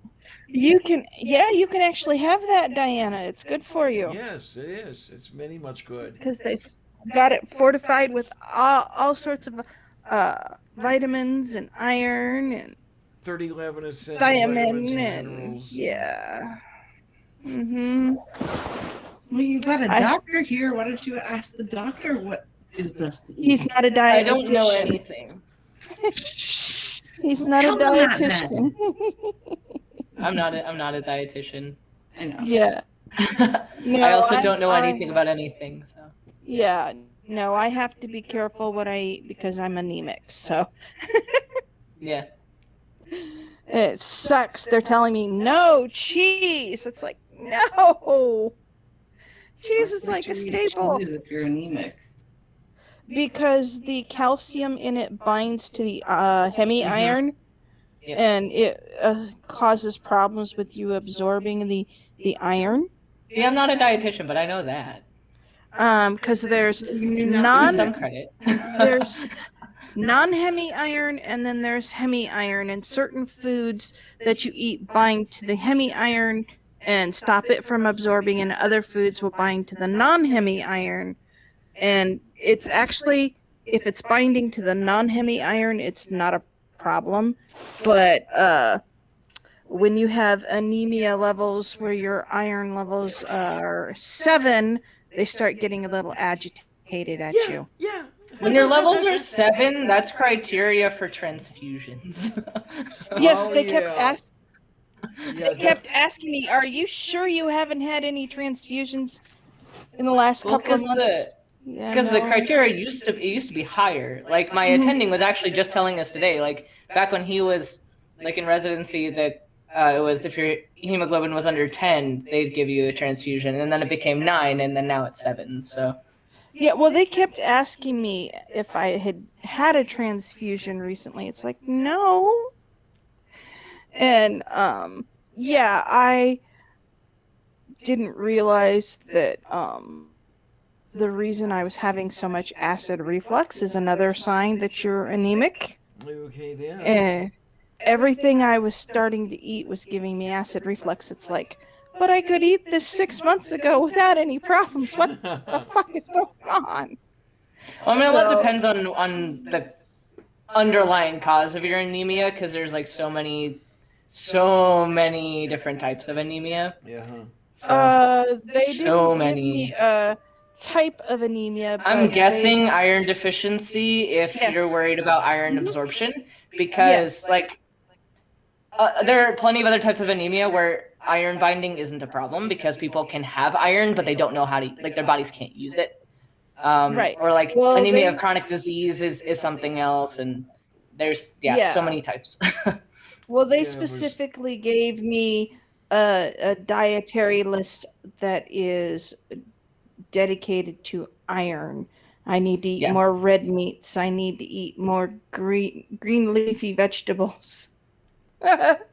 Which I loathe spinach. Oh, The most it's common really cause- tasty. The most common I- cause of iron deficiency anemia is chronic bleeding.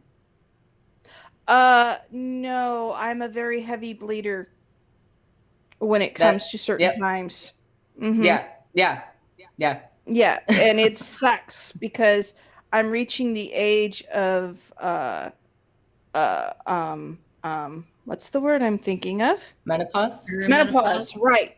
But I'm not premenopausal yet. So I'm still going like a fertile little bunny, and I wish I wasn't. Oh, Uh, man. No, when It sucks at 50 to still be like I'm a 20-year-old. Now, when I went in hospital in June, Mhm. the hemoglobin was at a 5, and they're looking at Ooh. me. Oh yeah, God, they're looking Diana. at me, why aren't you dead? Yeah, because they told me, I think it was that if your hemoglobin drops to like 4, if you're not in the hospital to get that back up, you're gonna die. Mm-hmm. So they gave yeah. me, they gave me 2 units of blood. I'm glad they did. Yeah. Well, Diana, we can tell just looking at you, your skin tone is better. You're not looking so pale. Or sounding like you're going to die. Like you guys before. Right. Yeah, I you was sounded just pretty so bad. hoping, I really. Yeah. Not, Wow. please. Yeah. Oh, But man. yeah, no, I'm what they don't understand or what they don't seem to quantify, is that red meats, which is a lot of the problem is I don't eat a lot of red meat, is because it's expensive. That's true. I just bought a 70% lean meat 3-pound tube, cost me $20. Yeah, huh? Yeah. And it's just, and hamburger's the easiest thing to get hold of for red meats. And it's when you're paying $20 for the cheapest hamburger you can find, and you are on a fixed income, it's hard to have that red meat. Yeah. So I have like Mhm. 6 cans of peas in my cabinets. I've got 4 bags of frozen broccoli florets. Oh gosh, and I'll eat a salad that has kale in it, but I didn't order any this time. I forgot to order the salad.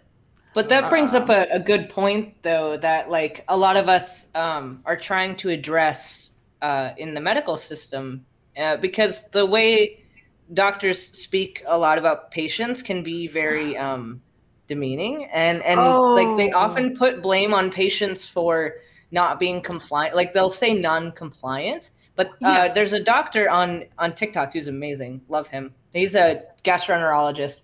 and he made a video, and I'm spreading this around because I think everyone should change our mindset on this, to stop using the word non-compliant and instead shift the attention to like declined at this time, and then make sure that we explain like why like if we know why they're declining, like if they can't afford their medication and that's why they're declining, like that's a reason a lot of people can't like be compliant with their meds is because they can't afford them, Yeah. or like they don't have access to certain services, and so that's why they can't do something, or something else in their family came up and they have a different priority and they've decided like I need to put this other thing ahead, and so it's like we need to stop stigmatizing people for not doing everything exactly the way that we expect them to, and like we need to work on our system just to like also like address these problems, like why are people not able to access their medications, and why do we not care about their circumstances? It's not just the doctors who do that. I ended up in the ER because of my anemia. I had been vomiting for like 6 hours, and my blood pressure was 191 over 110. So I went to the ER. I wasn't sure if I was having a heart attack, because for women, vomiting is a sign of a heart attack. Yeah, and you did the right thing. If you're ever concerned, it's better to be safe. Right. Right. And while I was in there, one of the nurses started, she just sanctimonious little bitch that I have ever met. Every time she talked to me, you could tell she was talking down to me. She was talking to me like I was stupid. And she's like, well, the reason you're having trouble breathing and you're short of breath is because you're anemic. But I suffer from allergies and hay fever. I hate when people will just like use someone's medical history as a crutch, because it doesn't matter what medical history they have. They could have something different this time. Right. And you need to make sure it's not something different this time. And that's why we work people up, and you should not write people up just because they have a chronic illness. Like that's not an excuse to send somebody home. Well, I told her, that some of the reason I might be, I said, some of the reason I might be having problems breathing is because I have hay fever and allergies, and, this is a really bad time of the year for me. And she's like, are you trying to tell me you're not anemic? It's like, ridiculous. Oh my fucking God. I'm just trying to give you an idea as to why I'm short of breath a little bit. I'm not saying that it's the only reason, and I'm not saying that anemia isn't a reason for me to be short of breath. I'm just simply saying, I'm stuffy. I find it hard to breathe because my allergies are going off, because I'm allergic to mold, mildew, and pollen. And what do we have in Central Florida? Mold, mildew, pollen. But yeah, that's absolutely unacceptable that someone would talk to you like that, and that they would just write you off for something. Because like I would not risk my and I don't have a medical license yet, but like when I do, I would not risk that to just like write somebody off for something. Like if I'm taking liability for everything that I do, like I want to be sure that I'm correct about what the issue is, and I'm not sending you home just like to not rule out anything else. And like worst case scenario in that case, if you do too much, you walk in the room and say, hey, like it turns out it is just an exacerbation of your anemia, but I did these tests just to make sure that it wasn't something else. And usually the patient's fine with that. They like to be put at ease and to say, okay, so we know it's not these other things. Now I can go home and relax because I'm not worried about what if anymore. Yeah. Well, I'm not a big worrier about a lot of things, but my blood pressure is one of them. And, when I saw those readings I have a wrist cuff that does the blood pressure. And, I'm reading 191 over 110. It's like, oh my God, that's not good. Because I know once you reach 180 over 120, your veins can start exploding from the pressure. Yeah, it's dangerous for sure. It So is. you did the right And- thing. You did. And what she was doing was, when she was talking about being short of breath, she was doing the handover to the new nurse that was going to be taking over for her. Oh, okay. And just the way she talked about me in front of me to this other That's- nurse. No, No. not acceptable. No, I've had a year and a half of medical transcription training, and one of the things they talked to us was medical ethics and Mhm. and all that. We had to have those because, of course, if you're doing transcription, you're handling patients' records, doctor Yep. reports. You've got to have enough knowledge of how to treat. The patient's records go hand in hand with treating a patient. You Mhm. don't sit there and talk about them in front of them like they're Yeah. not there. Yeah. If she had simply said, "Hi, this is okay, Kate. This is Ms. Torres. She's having these issues that are caused because of this problem," that would have been fine. But she was just like, "The patient." That's unacceptable. She was Something that, like, dehumanizing me. yeah, and something that I will never overlook with any patient, does not matter who they are. Like, if a patient comes to me and says something's not right, even if they don't know necessarily what isn't right, if they have the intuition saying something is not right, that is enough to look into it. Like, you don't just like Right. ignore something like that. What are you going to be practicing? I'm kind of leaning towards family medicine, but maybe internal Okay. medicine. So, Because my son was born in Japan, Mhm. so he had really good quality air when he was born, and we moved back to Maryland, and then from Maryland to Missouri, and he started having all sorts of issues with colds and stuff. And I kept trying to tell his pediatrician, there's something wrong. His cough never goes away. Every 3 weeks, we're having to put him on antibiotics, because you give him 2 weeks of antibiotics, he's fine for a week, and then he's sick again. Mhm. And ended That's up, we dangerous.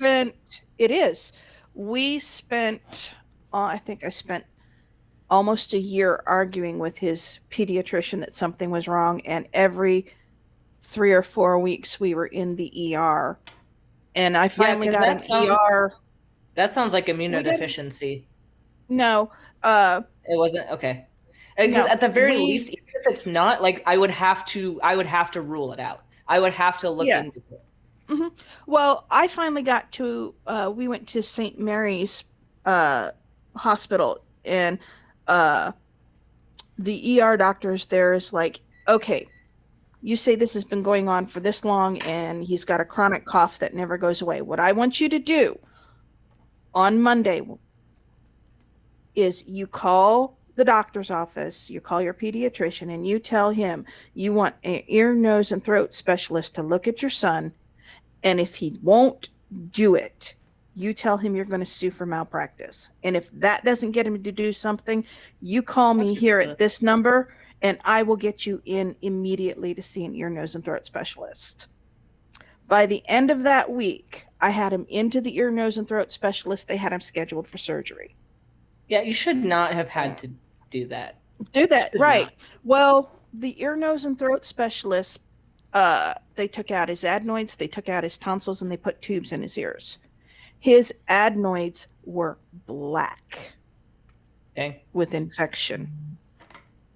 Hmm. He was inches away from suffering something, blood poisoning, whatever, something really serious. The doctor said this could have killed him Mhm. because of the infection in his adenoids, because that means the flesh was necrotic. Yep. I don't need to be a medical doctor to say that's seriously life threatening. Yeah, and, yeah, and like there are a lot of he things has that like a lot of things can cause you to like things should always just rule things in. Like if you have certain Mhm. intuitions and because intuition can't ever rule anything out because it's not evidence. You need evidence to rule things out, Mhm. but it can rule things in. And like I don't see a Mhm. problem with ruling more things in and then Mhm. actually evaluating. And this is why skepticism is so important in medicine. Like Right. knowing what tools you need to use in order Mhm. to think through a problem. Like that's what medicine is. Medicine is Mhm. skepticism, like just Right. applied. And I don't think a lot Right. of people understand how to search for answers, like how to actually go through that thought process. A lot of people just find patterns and they're fine finding Mhm. patterns. But like our job isn't to anyone can find a pattern. Right. Your job as a doctor is to rule out those patterns and find out what the real problem is. Yep, because patterns overlap. Find the new Patterns are pattern. unreliable. Yeah. Yes. You know, they did a good job with in the program House proving this. Mhm. And you know, when a parent says there's something wrong, because he had never been sick before this, and the fact that he was constantly sick, and he hasn't been sick with more than a minor cold since they removed his tonsils and adenoids. Mhm. And yeah, and he's very in tune with his body. When he got chicken pox, he had a mild case, but he actually would point to a spot on his arm or his leg and say, I'm going to get a bump right here in 10 minutes. Okay. And lo and behold, 10 minutes later, a new bump would pop up right where he pointed at. Mhm. So, um, Yeah, for him I will never to, ignore a patient when they say something's not yeah, right. I will never ignore that. yeah. Well, and his pediatrician, I believe they stopped practicing medicine about 6 months after that happened. Yeah, I would hope so. Well, he was an old doctor, Oh, and he'd okay. been So probably like practicing for super a long. burnt out and like not excited about medicine I anymore. I I don't know. I just, you know, it was really frustrating for me because not only did I have to deal with that after we had the ear, nose, and throat specialist, I had to look for a new doctor because I didn't trust the doctor anymore. Mhm. So, yeah. Diana, whatever you're eating, it looks like you're enjoying it a lot. Cinnamon roll. That's Oh dinner. yeah, well that's That's dinner. cinnamon rolls are Mm. like that's the top tier of food right there. Oh, what I miss are sticky buns. Ooh, Oh yeah. Okay. so good. Do you know what a sticky bun is? Imagine a cinnamon roll with a sticky caramelized coating on it. Yeah, the honey and the caramel and yeah. Yeah, and So then a good. lot of times they'll sprinkle nuts like almonds on top of them. Oh, my- Delicious. Yes. Oh my gosh, my granny used to do homemade sticky buns, and it was just, yeah, you always had to wash your hands and face after you were done. yeah, yeah. That and her little cream cheese and cocoa cupcakes. We call them yum yum Ooh. cookies. And what it is you get a cocoa mix that you make up with cocoa and sugar and I don't remember what else is in it. And you pour that and you fill these little mini cupcake papers half full with that. Mhm. And then you take a cream cheese mixture with cream cheese and sugar and make it's real super creamy filled with chocolate chips. And then you drop a spoonful of that on the top to finish filling up the cupcake papers till they're 3/4 full, and then you bake them. All the stuff they won't let me have anymore. Uh-huh. And then once they're done, you can either eat them while they're hot or you freeze them and eat them like that while they're frozen because they're it's just like eating an ice cream with a cookie dough in it. But it was so good, and I missed them, and I don't have the fucking recipe for them. Oh no. Yeah, somebody took my granny's recipe books when she died, and we don't know who had them. No. So yeah. Those should have gone to whoever's gonna use them to make the cupcake things. They should have gone to to her grandkids or her daughter-in-law, not some other person in the family. It aggravated me to no end. Yeah. Now I want a cinnamon roll. I'm sorry. It's okay. They have them in the doctor's lounge in the morning, so I'll just get one tomorrow. Very good. Aha. Are 'Cause they not good cinnamon all- rolls? I don't know. I haven't actually had one yet, but not all hospitals let med students have access to the doctor's lounge, but this hospital does, and they're pretty cool. Love it. Well, I hope the cinnamon rolls are good then. Yeah. Cinnamon roll and some milk. Mm-hmm. Gotta have milk good. when you're eating cinnamon rolls. But Diana, they won't let you have the chocolate because of your kidneys, right? Right. Okay. Dark chocolate is good for you, even with anemia. It is good for you. Yeah, Milk but, chocolate you're not supposed to have. well, even the dark chocolate is loaded with phosphorus, isn't it? I don't That's the know. problem with kidneys. Okay. Yeah, the kidneys are so central to everything. Kidneys will mess your life up. Yeah. Mhm. I could go check my Hershey bar and find out. Because I got Hershey's with almonds in the freezer. In my little video about Doctor. I debunk answers in Genesis, and they talk about the heart. And like they keep doing this thing where they're like, the heart is the only organ that blank. And I'm like, no, but the kidneys. Like y'all are ignoring how important the kidneys No, are. but the kidneys. They're like the heart is the only vital organ that functions from the very beginning of development. I'm like, No. bitch, please. The kidneys are like, you will die if your kidneys do not work in utero. Yes. Like your baby will be compressed and not survive. Well, you also have to keep in mind that these people who wrote the Bible 50 bazillion years ago had very little medical training. Well, hell, they these- didn't know where the sun went at Yeah. night. Come on. See, they didn't know, Yeah. but then Answers in Genesis gets these people who are supposedly scientists with like the ability to dumb down incredibly complicated processes to like kindergarten level responses, and then it's like God did it. Like they get some things right. They get some things right, like just enough right to make you think they know what they're talking about. And then they pull that. Oh boy. What And then they really- just miss a whole lot of stuff, which is why I did responses to it. And they did a recent one, like they had one released like last Wednesday, about Lyme disease, and I feel like I need to cover that one too because What did they say about Lyme disease? well, they're kind of using it for COVID denialism in a sense. Oh, What? Jesus. Because there's a part. Well, they do this whole thing talking about how ticks are necessary and like they're like No, for the they're environment and not. stuff. And I was like, well, I'm going to address the fact that like we're not talking about the ticks when we're talking about Lyme disease. We're talking about the spirochetes. Like we're talking about the microorganisms that cause Lyme disease, Are you Right. correct? and those are not necessary for anything. Right.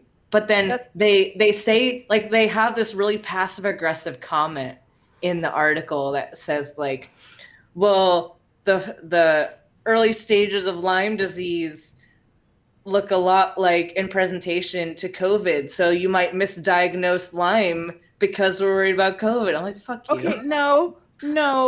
Like, Lyme disease Jeez. makes you sensitive to sunlight. Lyme disease does a lot of things, and like they're pointing to the constitutional symptoms, which if we're talking constitutional symptoms, everything causes Okay. constitutional symptoms. Like Yes. we don't diagnose based on constitutional symptoms. We don't. Constitutional symptoms tell you that something is not right, but they do not tell you anything more than that. Right. They tell you that yeah. your homeostasis is off kilter. Yeah, but we have to investigate further and find out what else is going on. And Lyme disease has very specific symptoms and a very specific progression. Has nothing to do with COVID. Yeah, so like they're like very passive aggressively trying to not focus on COVID, and I hate that. Considering you've got the Delta variant and now the Lambda variant, which is now in Texas and Florida.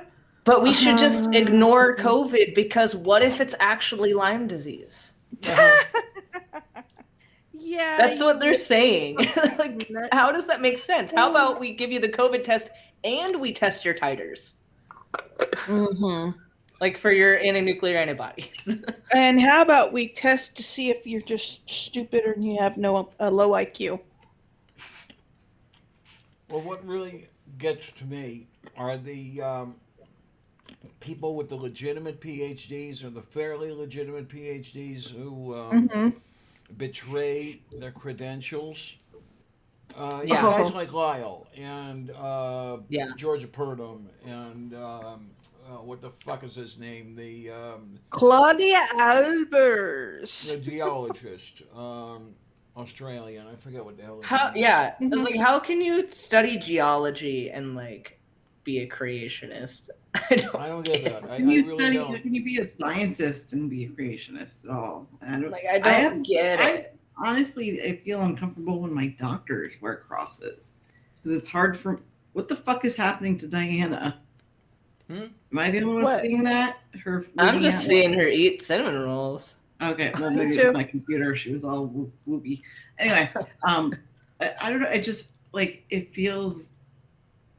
It's hard for me to see a scientist, and I believe doctors are scientists. That believes in woo-woo. It's really hard for me to... It kind of tells you like, okay, so this person who works in a field that requires skepticism does not know how to appropriately use skepticism in their everyday life.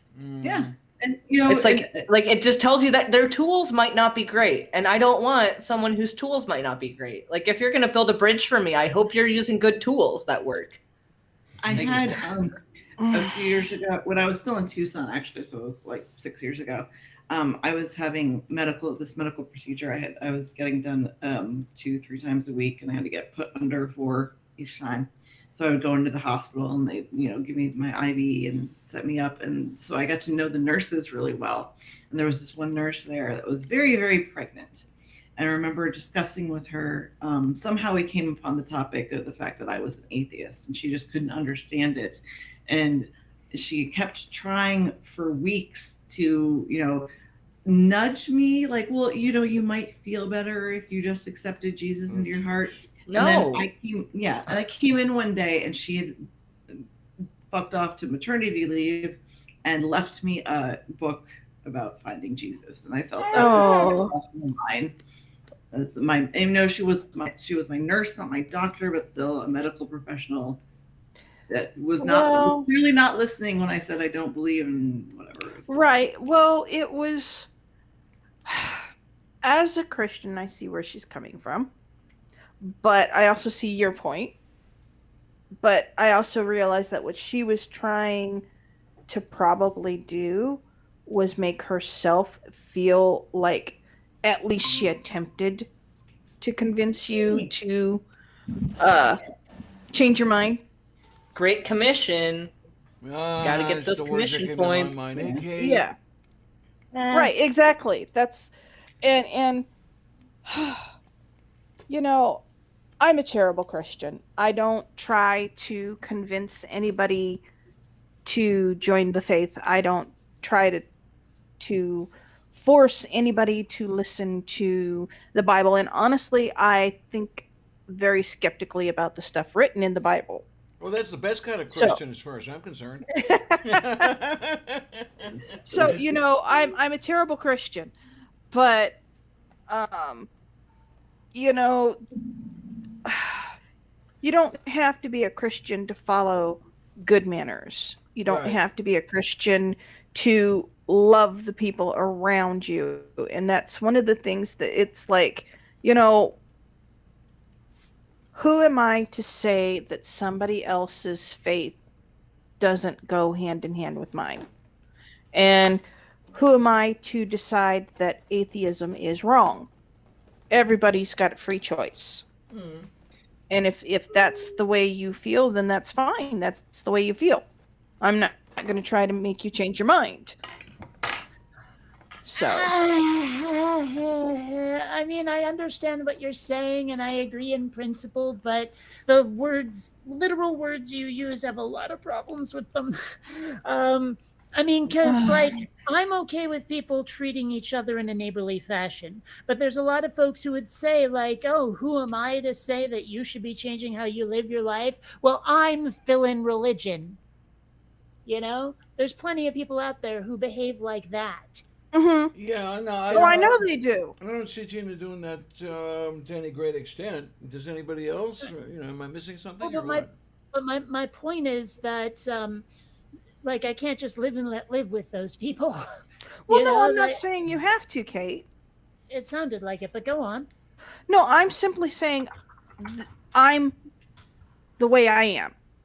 And I Yeah. don't expect anybody else to change how they are to suit my feelings. Mhm. Well, I do expect people to change who they are, or at least how they behave, if their feelings are that I have to be made a second-class citizen or worse. Mm-hmm. Reach, girl. Mm-hmm. I'm just saying. No, whoops! I completely forgot to feed the cats. I'll be right back. Oh no, can't have Also, that. another off-topic thing. There's a picture floating around on the internet, and I want to know where to find these, but I also don't want to Google search this. Okay. It's literally like it's a little kiosk at a mall or something, and it's got like donuts that are like glazed and have toppings on them, I guess they're waffles, not donuts technically, but it's called Dick Waffle, and they're shaped like dicks, and they're covered. Oh, I was wondering. I Oh, love Raisin everything chocolate. dick, so I will do that. I'm like, I want it, and I just sent the picture to my cousin because I was like, can we go find where this is and go get some? But I want to know where this place is because I want it, but I also don't want to Google Dick Waffle. You know, eh, Well, I wonder if don't it's know, kind of like Googling twat waffle. does Dick this- Waffle Barcelona. Granted, like I'm in medical school, like I see weird things all the time. Like bodies are bodies Does it to look me. like a dick, but but still- it's a waffle? Yeah, it's in the shape of a dick, and Yes. it's like they dip it in glaze and stuff, and it looks interesting. Yeah, Dick Waffle. Yeah, it's a One Dick is in Waffle. Barcelona. That was in Barcelona. Okay, I can't go that far. Yeah, I know. It sucks. But there's more. These cream-filled penis waffles are arousing lots of attention from, and this one is in Bangkok. Okay. Okay, that's also at least Bangkok is cheaper, like to go to. I think. This is my thing. Thank you for introducing this to me. I was hoping there would be one in like New York or something. I would expect there to be one there. Like maybe expect Yeah, one in LA. I don't know. this is it. Yeah, we need to get these in America. Yes, please. Definitely. Let's see. We need one in Arizona, so Amanda and I can go get Dick. Yes. Oh, you should see. Okay, I'm gonna send you this. Actually, I'm just gonna hold on. I think I'm gonna. It's awesome. We're just gonna find all the fun, stupid things in Arizona to do together. I know. Yeah. I went Yeah, to. I've never met a cat who was as reluctant to eat as Xander is. Like his food's out there, and Columbia is just like chowing away. I have to pick him up and drop him practically on top of his bowl before he'll start to eat. You can order Dick Waffles online. There's a sentence. That's not I the never same thought as I'd going to hear. a place. I want to go to a place Oh, Yeah. okay. called Dick Waffle. So Ben and I can toast our dick waffles together. Yes. But Amanda, I went to a natural history museum, the one in Mesa. I don't know if you've been to that one. Mhm. But we were just, my friend from Tucson, was visiting. We were just hanging out. And because naturally we want to go see dinosaurs. So we go to the museum and I get this video where I just like pan across the room, like with all the dinosaurs. And I'm just like, look at all of these chickens. It was the best thing. I also got a picture where I said like me and the homos. It was me and the Homo sapien, like the hominid skulls. Yeah. I I used don't to know. work. There's a no homo joke in there somewhere. Oh, You know, you find like the closest we have to a missing link and go, okay, this is when the genus Homo started, so that one's no homo, you know, or whatever. I yeah. don't know.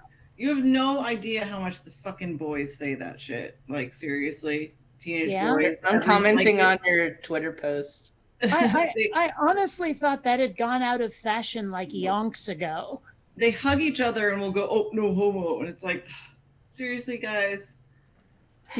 This is why, like, I mean, even though my sexual preferences are more heterosexual, since like I'm a trans man, so if I were to like women, I am heterosexual. But gynophilic, like I don't basically. want, yeah, I don't want to like be lumped in with heterosexual men. Mhm. Can't imagine So I why. I call myself gay because I just don't want to be one of the straight men. Well, do you I- just mean you know- like what, culturally you don't want to be one of them, or Culturally, yeah, because they're like there's I don't know, like because I know I'm not cis, so I dodged Okay. that. But just like there's a lot of toxic masculinity that like they fall into as a general group. My Hmm. son really dislikes the fact that he's the straight white male. It's pretty funny. Ah, Yeah, I wonder like how like is there some studied condition or just tendency to really wish you were something that you're not? You know, like for example, you know how much I hate my hair. I mhm. wish my hair was super fucking straight, right? The only straight thing about me. And I wonder, like, because so many people out there really wish they had like curly or wavy hair. And I'm like, why? But they're like, but why would you want boring ass straight hair? I'm like, but I like it. You know, it's just I wonder what the drive is to like look at something else that's something that can't be changed. You know, be it whatever. I wish I had your eyes. I wish I had your nose. Heck, I wish I had your skin color. Whatever. You know, what drives that? I wonder. I mean, a lot of it's probably I just don't know. social acceptance. You know, what society deems as acceptable or beautiful or whatever the fuck, you know. Maybe, but I wonder how much of it is also just pure ass contrarianism. We're always gonna hate stuff about ourselves. For Just example, insecurity from. about who you are. I mean, I'll look Maybe. at you, Ben, for example. And I know the wording is weird, but I wonder how could anyone want to be a man? I feel I the was same way about trying trans to be women. one at I do one not time. understand trans women. I don't understand any of you because why would you want to be a woman? I don't get it. Yeah, I don't. So I tried that. We're, I tried that shit. that. It's not working for me. Yeah, you get it. You get it. Yeah, it's something that trans people just understand, but it's and I still have times where I like because I know I'm not a woman, but with all the crap you put up with being trans and like all the anxiety you have about being trans, sometimes you just think to yourself, what if I just like dealt with it? What if I just like decided I was a woman and lived that way? And I was like, but why? Yeah, I don't wanna- I'd be unhappy. I don't want to speak to, obviously, because I'm not trans myself, but you think part of it might just be because, like, Ben, you know you're a man, so you don't want to be a woman. Why would anybody ever want to be a woman? And the same goes the opposite with Diana. I think it's just a matter of because of who you are and what you've had to kind of shake off, you know, Mhm. you see the opposite in each other. And I Yes. get Well, I the- mean, aside from like just the societal privilege and freedom from menstruation. Really, what's the appeal of being a dude? Just being a dude. All right, well, fair Peeing enough, I guess. standing up. I mean, I would love to pee standing up. For I real. would too.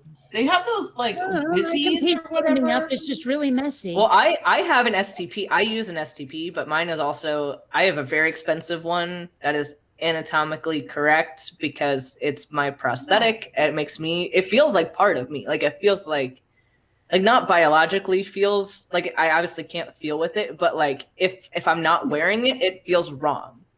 Uh-huh. Yeah, I get it. So it's like I have my days where I'm like, but what if I'm not trans? And then I think about that. I'm like, cis women don't have a prosthetic penis that they can't live without. At least most of them, not any that I've talked to. Like it's something that I don't know. Like I'm probably trans. I'm pretty sure I'm trans. Yeah, there's a couple of Facebook groups I'm in that are like primarily oriented towards lesbians, but it's very trans positive, very trans accepting in pretty much every direction. And like you'd be surprised, maybe or maybe not, at some of the different variations, let's say, on being one way or another of being queer. I mean, because there's so many different permutations, and some of them are about gender, some of them are about sexual preference, some of them are about who knows what the fuck, right? Because you ask 13 people in some of these groups, what's your gender? You'll get 18 answers, and. Yeah. I mean, and that's cool and all. I mean, it's interesting. It's just really hard to wrap your head around sometimes. Yeah, and the whole thing about coming to terms with it, they say that you'll come to terms with it, you'll get to live with it. No, for 50 years, 50, half a century, I tried to deal with it, and no, it's always there. So there is something going on, but I wish I could have a lab because I would really like to look at the bio basis of gender, but. Not at my age. Someone's probably working on it. Oh yeah, there are people out there. Mhm. But I mean, I would like to have my boots on the ground. I originally wanted to look at affective disorders when I went into the neuroscience program at the University of Pittsburgh, and guess what took me out? That was fun. But if I had a chance to do it over again, it would definitely be looking at gender. It's just yeah, never mind. Now, if I went back to school for anything other than art, I still like that whole like the. Okay, I probably couldn't do the math to be a quantum physicist, but I really love the idea. Like I saw that whole Lawrence Krauss lecture thingy about a universe from nothing and the sum total of the energy of the universe and the shape of the universe and all of that, and I was just blown the frick away. I had to watch it like 4 or 5 times to actually understand it at all, and when I did, I was just like, holy crap, nothing's made me want to be a scientist except for that video.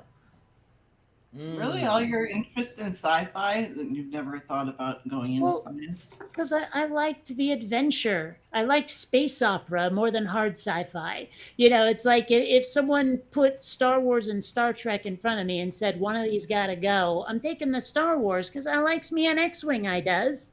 But I mean... Like TIE fighters. So, I love The Last Starfighter. I love Star Chaser, The Legend of Orin. I love, like, just about anything where it's, well, not necessarily swashbuckling in space, but you get the idea. It's got that adventure, the rip-roaring excitement, all of that, good versus evil, superheroes in space kind of thing. I like that. So, if someone said, okay, Kate, you can watch Guardians of the Galaxy or 2001 A Space Odyssey, guess which one I'm going for? I mean, even just based on the titles alone, if you knew nothing about either one and all you knew about me was I like space opera, Guardians of the Galaxy or 2001 A Space Odyssey, which one am I going for? Yeah. No, I get that. I guess I'm surprised there was nothing that that was the only thing that ever interested you. See, I just got into medicine because I like puzzles a lot. Mm. I've heard that from doctors before. I really like They puzzles. like solving puzzles. Yeah, I love I puzzles. was the puzzle solving champion in my 8th grade class. I had a little trophy and everything. That's awesome. I'm such a nerd. Yeah, I think diagnosis is the coolest thing ever, and like I don't know why anyone would want to do anything else with their life because I just don't get it. Like I am in love with medicine. Like as weird as it sounds, and like I know like I talk about medicine all the time, but I just really love it a lot. And like if I had to choose medicine or like literally anything else, it would be medicine all the way, 100%. Well, wait a minute. How about like crime scene investigation? You know, forensics. No, medicine. Well, but I mean, there's often biological stuff involved. You said you like puzzles. Puzzles, yeah. It's a different. It's not medicine. All right, fair enough. We all. I mean, have- you can do forensic medicine, but I don't care as much.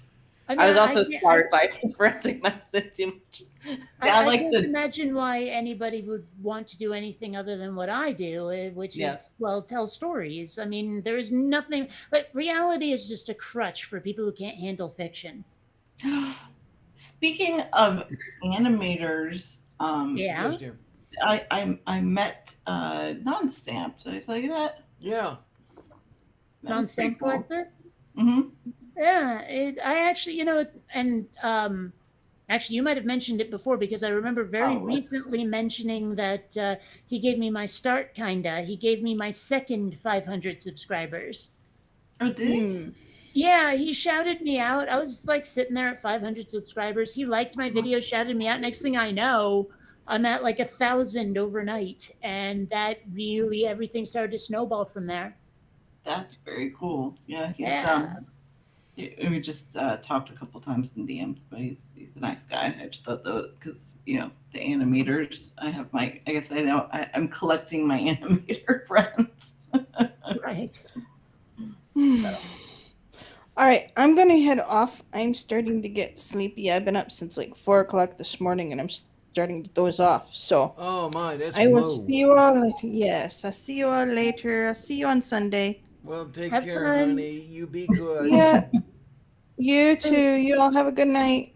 Like, yeah, but okay, Now, see, I made this a while back to illustrate exactly what I just said. Is the left is what I want from science, but the right is what I'm getting. But see, what I see on the right is what I love. Like, That's not the part I love. I love the getting I know on the it's not the spaceship part and you going love. to another place. Well, okay, but I mean, my point being is like you asked, you asked it. Was there nothing from my sci-fi that made me want to be a scientist? I'm saying this is why not.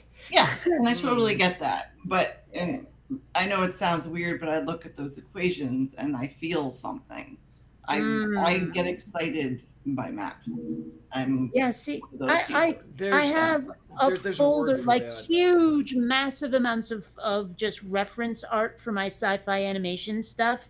And I just like the folder for buildings alone is like megs upon megs upon megs. And I look at those like high-tech, sleek buildings and I feel something. There was a time my parents mistakenly thought that I was really into trains. What they didn't realize was I liked Amtrak trains because they were silver and sleek and looked like something out of the Jetsons. yeah. They didn't get that, and it didn't matter how many times I tried to tell them that because they don't fucking listen. But Mm. yeah, so I mean, that's what would make me feel something is seeing something that looks like it ought to be flying. Seeing something that looks like it should at least take me to Mars, if not Alpha Centauri. That gets me going. It's one of the reasons why, heck, maybe a Harley Davidson might be a better motorcycle, but I'm looking at those Hondas and Suzukis. I You know? agree. Fuck the Harley Davidson. Get the little. Well, I'm just saying Lizard. aesthetically, though, the Japanese bikes look like they could turn into a robot suit or something. Yeah, they're much more suited to you. Plus, they Yeah, take and- cooler. So that's why science never grabbed me, is because it's all like test tubes and laboratories. Very little of it is boldly going where no one has gone before. You know what I mean? Hold on a second. Well, the best part about the science, though, is blowing stuff up. It's not good enough. I still want to go to another planet. Uh, Well, I'm sorry, but if you're gonna throw something out there as a carrot, I'm gonna go nah. You know, because I want cake, not a carrot. Carrot See, cake. not much even really needs to be a carrot for me. Like let's be real. So essentially, what I committed to was I liked puzzles and I liked medicine, and then med school was like, hey, we'll let you come learn medicine at our hospital for like you can work like 80 to 120 hours a week, and also we're not going to pay you, but also you're going to pay us 73,000 a year, and we'll let you work for our hospital for free. No, Like, it's fucking idea. Like if I and I'm wanted like, a yeah, let's puzzle- do it. That'd be great. If I wanted a puzzle that badly, I could probably just get like a $10 game on Steam. That seems like a lot of effort to go to just because you like mysteries. Okay, $73,000 to solve problems. I don't know. That's It- per it year. just- Yeah, you know. That Per is- year, yeah. Seems like a strange investment. That's all. I love it. I would not change anything. I would Fair do it enough. again. I mean, hey, I would you know struggle. what? You can have my share of med school if that's what you want. Yeah, I mean, okay.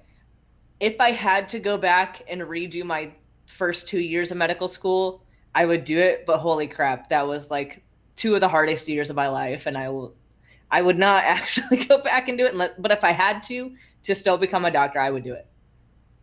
So Ay, caramba. I don't know. Wow, my brain went somewhere horrible with that one. Ay caramba, ay caramba, ay caramba, ay caramba. That's where my brain went. Okay, then. Why? Because I'm not normal. Well, I mean, we I know knew that. that. Well, that's why. She Okay. asked why. That's why. I'm I a guess that's weirdo. enough of an explanation. I'll take it.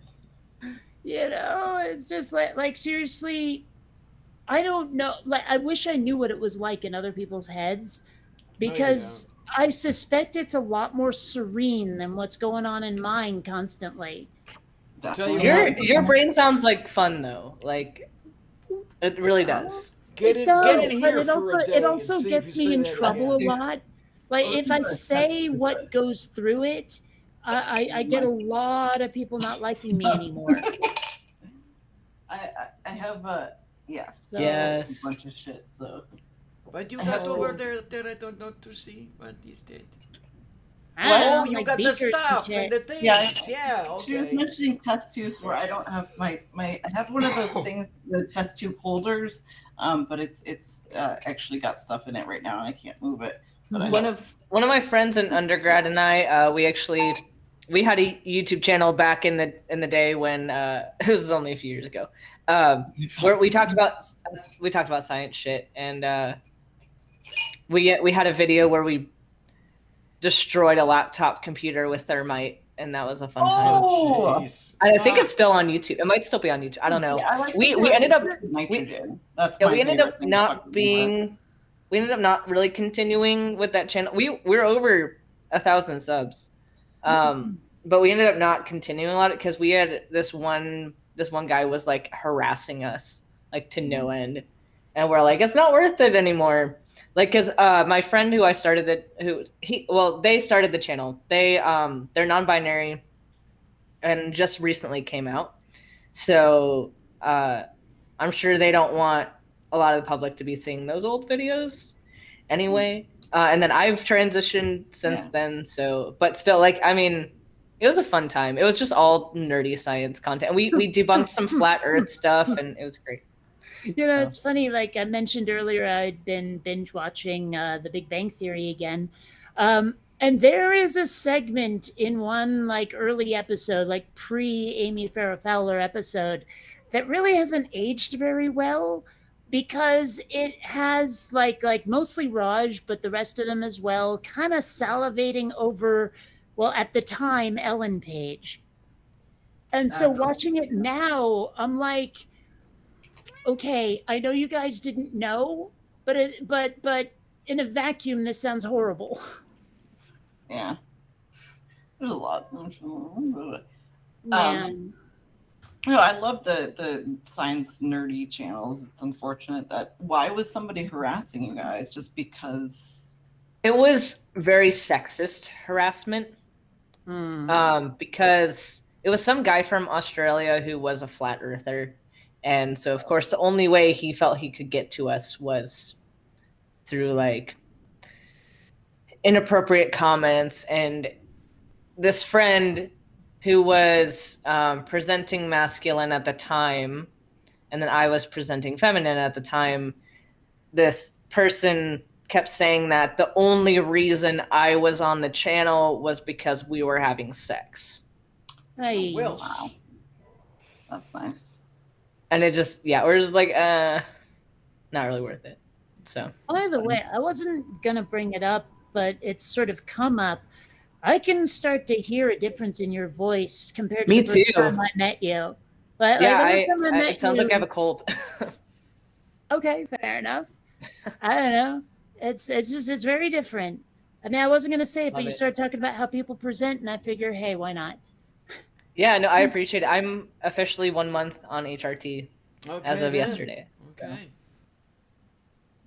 I'm ready to be a That's bass. Like, I might end up being a pretty deep bass. So here's my question then: what are you gonna do? You gonna shave? You gonna grow chin pubes? What are you gonna do?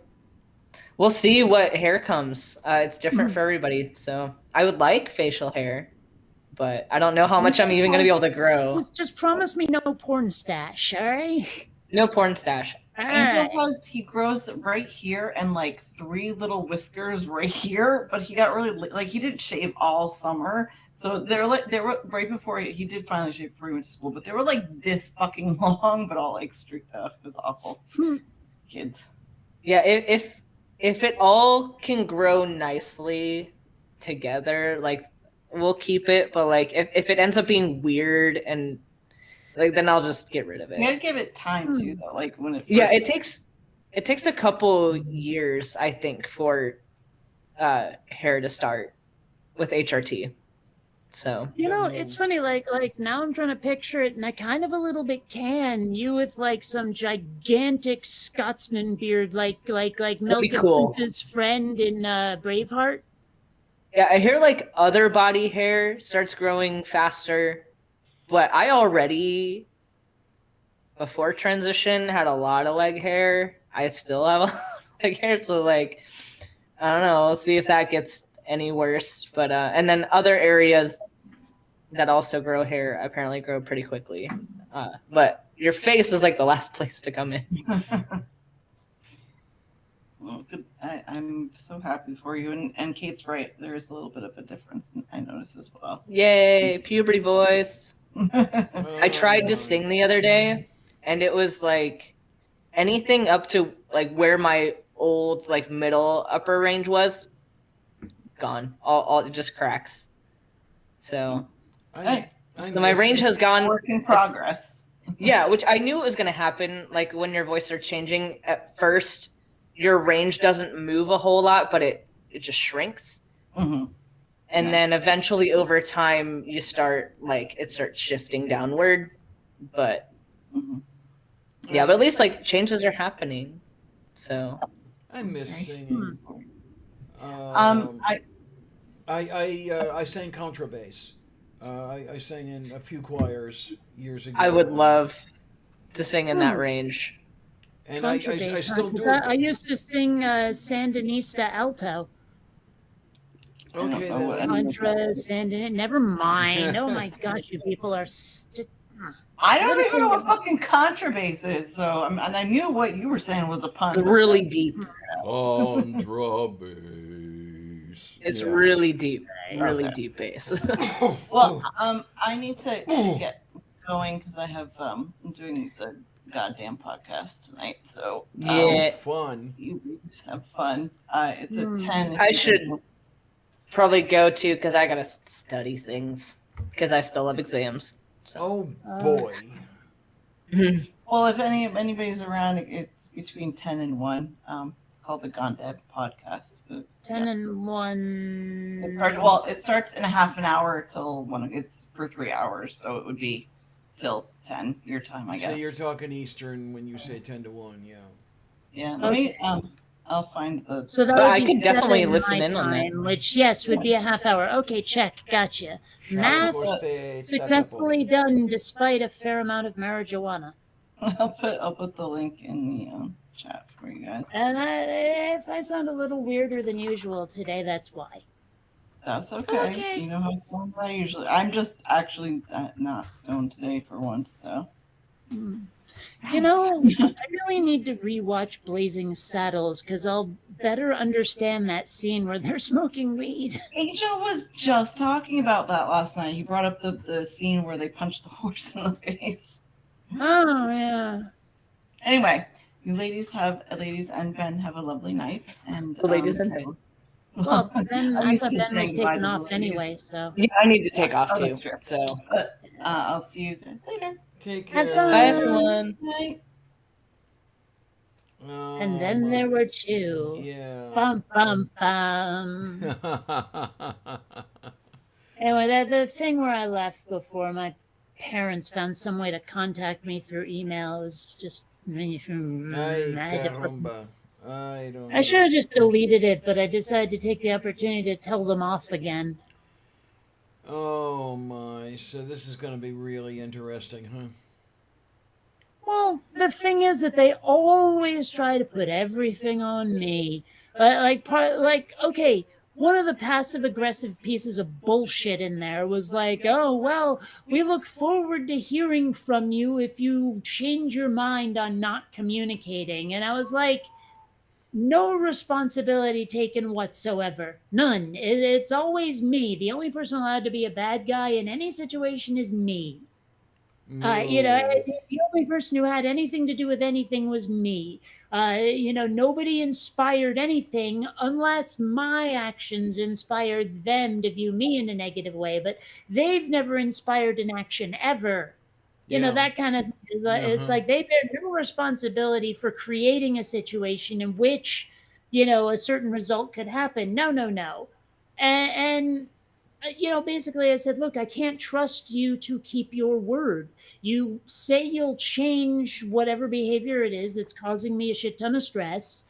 And I admit I keep my triggers in non-standard places, but still, and they might agree after a lot of arguing to fine, we'll stop doing the thing. Then once or twice they'll do it maybe, and then they'll backslide. I'll call them on it. Calling them on it makes me unreasonable. And then there's some excuse to go back to the old patterns, and I'm like, there's no acknowledgement whatsoever of their part in any altercation. After a while, I started suggesting some sort of punitive measure for backsliding, for going against their agreement, for, not sticking to their word. And of course, they weren't having any of that. So basically, I'm like, well, how am I ever supposed to trust you with my boundaries? How am I ever supposed to trust you to keep in mind, like the ways you probably should not treat me because they will hurt me? And they're like, well, we don't want to have to remember a whole bunch of rules. And I'm like, bullshit. We all carry rules around in our head. We all know, oh, don't bring up that topic with that person because it's a really sensitive issue. Don't bring up that topic with that person or they'll talk your ear off about it endlessly. Don't talk about this topic around that person because they're going through a bitter divorce and it'll make them sad or jealous or angry or whatever. Sure. We all carry around a list like that in our heads for everybody. But apparently not for your kid if you're my parents. Yeah, huh? And after a while, when someone won't respect your boundaries, when someone won't, acknowledge, oh, yes, I had a part in creating this situation, after a while, it starts to seem like gaslighting, like abuse. And the only way to get free from that was to cut them loose. That was the only weapon I had. I wish it was otherwise. I wish I could just have the good parts of my parents. And if the bad parts were there, they should not be. Here's the thing. The way I'm putting it these days, they're willing to say they're sorry, but they're not willing to change whatever they're allegedly sorry for doing. Right? Well, words are And cheap. yeah, exactly. Words are cheap. And I need them to like, there's no gesture of good faith. There's no nothing. The only way I can see, the only path forward to having them in my life is if when they commit a foul, it hurts them in some fashion. They need some sort of incentive to not fuck up. Mm-hmm. Otherwise, how can I trust them? Yeah, and it sounds right now like you can't, and Yeah. it's got to be a pain in the arse. I know you don't. Mhm. I know you can't like it, but I don't know. Um,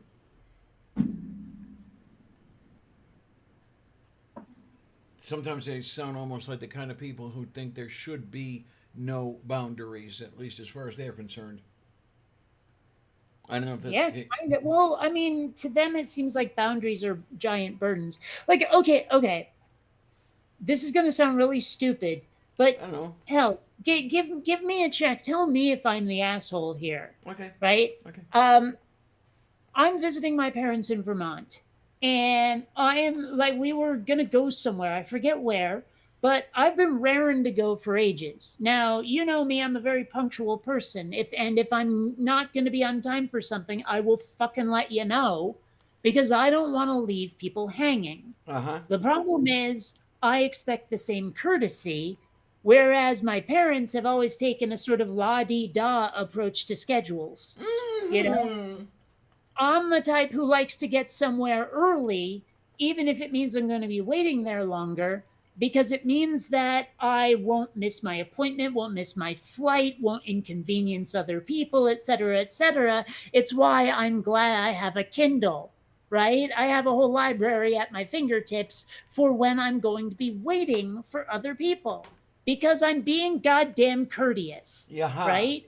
Now, I had a huge fight because, like I said, I was raring to go, and my parents are dawdling and taking their time. Then finally, my dad says, "All right, we can go. I just need to use the can real quick." And I said, "How long you gonna be?" Because I wanted to budget my time. Did I have time to start a book, or should I just sort of wait? You know. And my dad was unwilling to even give any kind of estimate at all. Thus leaving me hanging and no amount of saying, "Look, how long do I have to wait? Just give me an estimate so that I can know what to do with my time while I'm waiting for you." It just bounced right off them. Somehow it was a bridge too far to ask him how long he was going to be. Like it was unreasonable somehow to make that request. Hmm. Now, check me on this one. Am I the asshole here for getting kind of, well, forgive the word, pissy about him leaving me in the dark like that? About leaving me? Well, I mean, he's known me for how long? He knows that I'm not the world's most patient person, but if I know how long I have to wait and why, I'm infinitely more patient. You'd think he'd know that by now. But I mean, am I the asshole for making a bit of a stink about him leaving me in the dark as far as, like, how long I was going to have to wait? Was I the one who was discourteous or was he? What I want to know is what was going through his head. Was he thinking, well, how long could taking a piss take? Well, I don't know that he was taking a piss, but you know what I mean. Yeah, okay.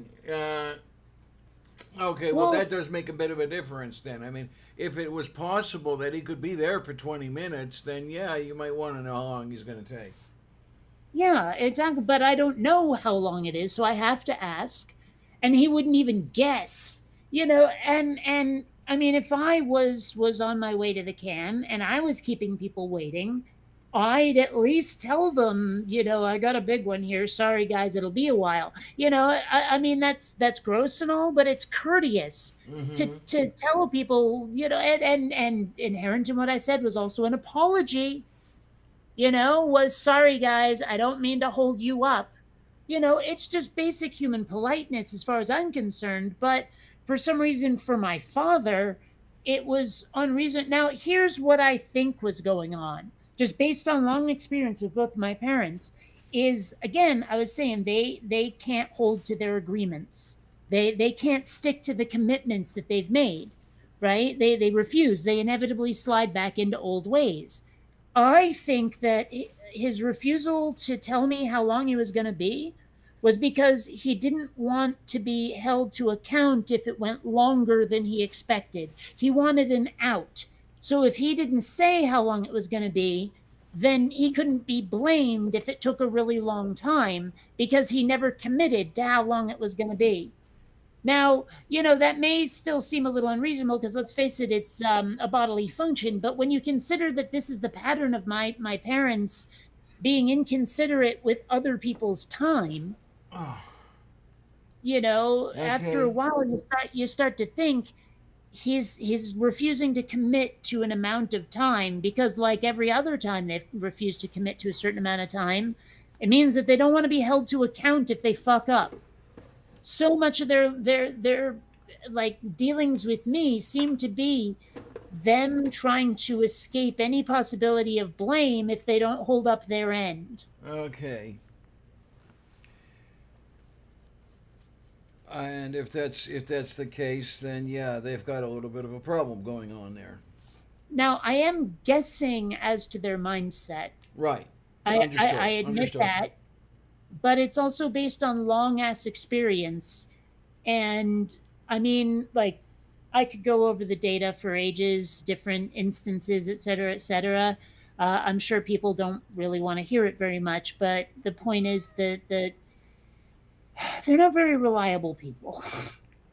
And I don't really know exactly why, but I have a lot of guesses that are based on experience. Ah, Chris, hello. Greetings and felicitations. Okay, now we're back. Hello. And yeah, I see where you're coming from on that one. And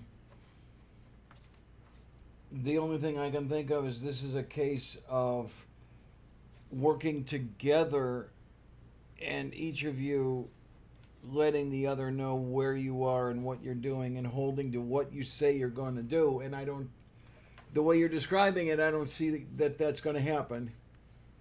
Yeah. Yeah. I can't count on them to keep their word if it's ever inconvenient for them to do so. I mean, when a kid doesn't get their way and they shout, "I never get my way," and then the parents list all the ways that the kid has gotten their way, but all of the ways that they list are things that the parents didn't find inconvenient. Yeah, huh? All that you got your way on this, and this that we didn't care about. So we gave it to you because it didn't inconvenience us. It's a weapon. So I started saying, I never get my way when you disagree with me. You never capitulate. Well, I was too young to know the word capitulate, but you never capitulate to my way if there's a conflict between us, if we disagree, and that just went over like a lead balloon. They were invulnerable to that one because parents, it's just. Oh yeah. And the thing is, like, they probably don't even see it as abusive. They probably don't even see it as gaslighting. They don't see it as, Of course not. putting all of the blame on me. I think that they think parenting is all about saying no and presenting a united front. Like, it doesn't matter how right I am or how logical I'm being, how much evidence I can present to show that I am correct. If I went to the wrong parent, the parent who wanted to say no first, then it's going to be no. Even if I've convinced the other parent, the one who is more open to it, the answer is no because they have to show solidarity. Yeah. So it a little bit taught me that it doesn't matter if I'm right. All that matters is who has the power. And that's not a lesson you want to teach a kid. Oh, interesting what Vonrich said over here. I don't know if this holds any water or not. He said some people have no clue how long they spend in the bathroom, so he truly may not have had any clue how much time. I don't know. Well, I mean, it's still. It seems to me that grab a book isn't too much of an ask. Just let me know. Should I grab a book, or is it not going to be that? I think people can tell if they've got a big one brewing. I know I can. You know, it's like when you ask someone, is it an emergency or can you hold it? Most people know. And I'm thinking that my father could have just said, nah, it's just a little one. Nah, it's not much. I just, it'll be quick. Or, yeah, break out war and peace. It'll be a while. Either one would have been an acceptable answer. But, like the complete non-answer that he gave me, that again seemed to be falling into the old patterns of I'm looking for an out in case I fuck up. It seems like my parents spent most of my childhood evading responsibility and heaping it on me. Oh God, I know that one.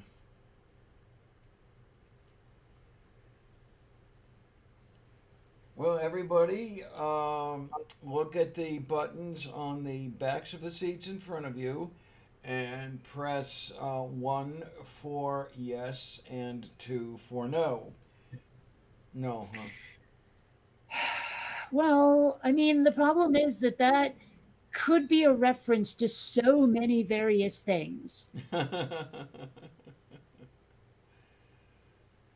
Oh. I mean, it could be a reference to something like Love Connection or the Newlywed Game, maybe. I don't know, but I think Love Connection was the one they were voting. But I know there was also, there were a couple of movies, sort of experimental things way back in the day where the audience got to, choose how it ended. Yeah, I remember those. Yeah. I never saw one, but I read about them. It was almost similar to, you remember they made a movie out of Clue, the board game? Yes. And each theater had a different ending kind of thing. Like there were 3 endings and each theater had a different one. And I remember when it came out on VHS and I rented it, it had all 3 endings. And they went through the first one and it said, and that's how it could have ended. But how about this? And they show another ending. And then when that's over, it says, but here's how it really happened. And the last one was the one I saw in the theater, damn it. Okay, then. Right? So the one I saw in the theater is how it really happened. Okay, then. According to the videotape. Yeah, what was going through my mind was the, those intelligence squared debates, right? No. Oh, where you had Hitchens and Fry going up against the Archbishop and the politician, and they'd have the audience vote on what they thought of the question before the debate started, and then you went through the debate, and then after it was over, they'd have another vote, and see if they changed their minds.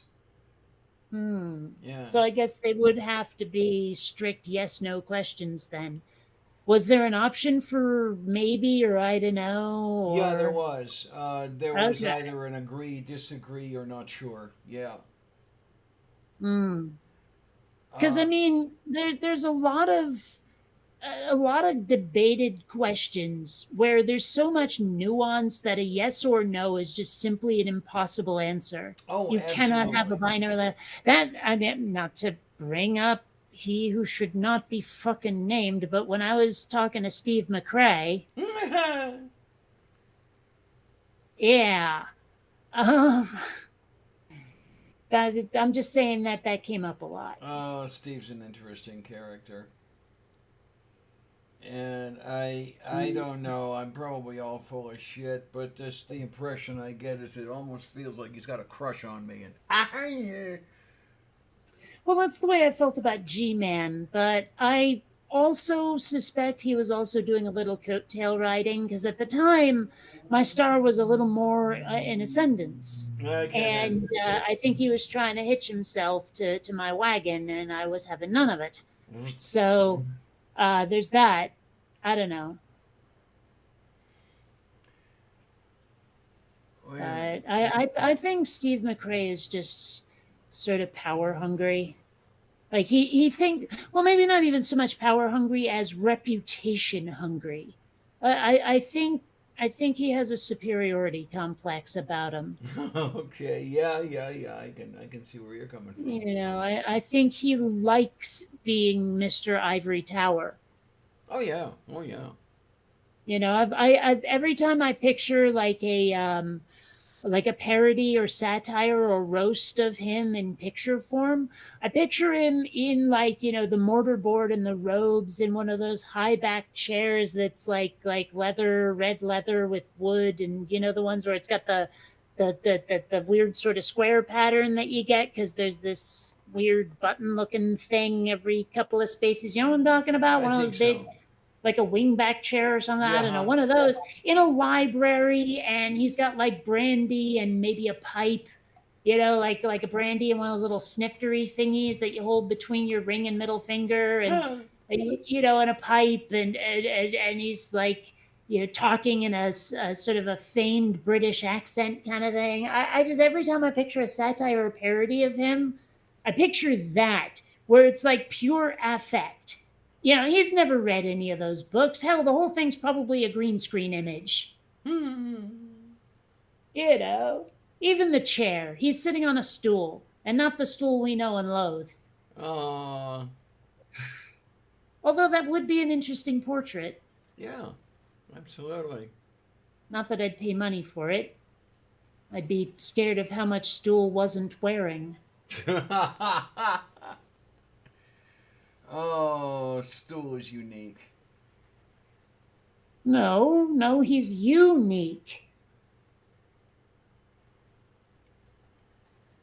You're saying he's me? Neek. Meek. Neek. He's Okay. unique.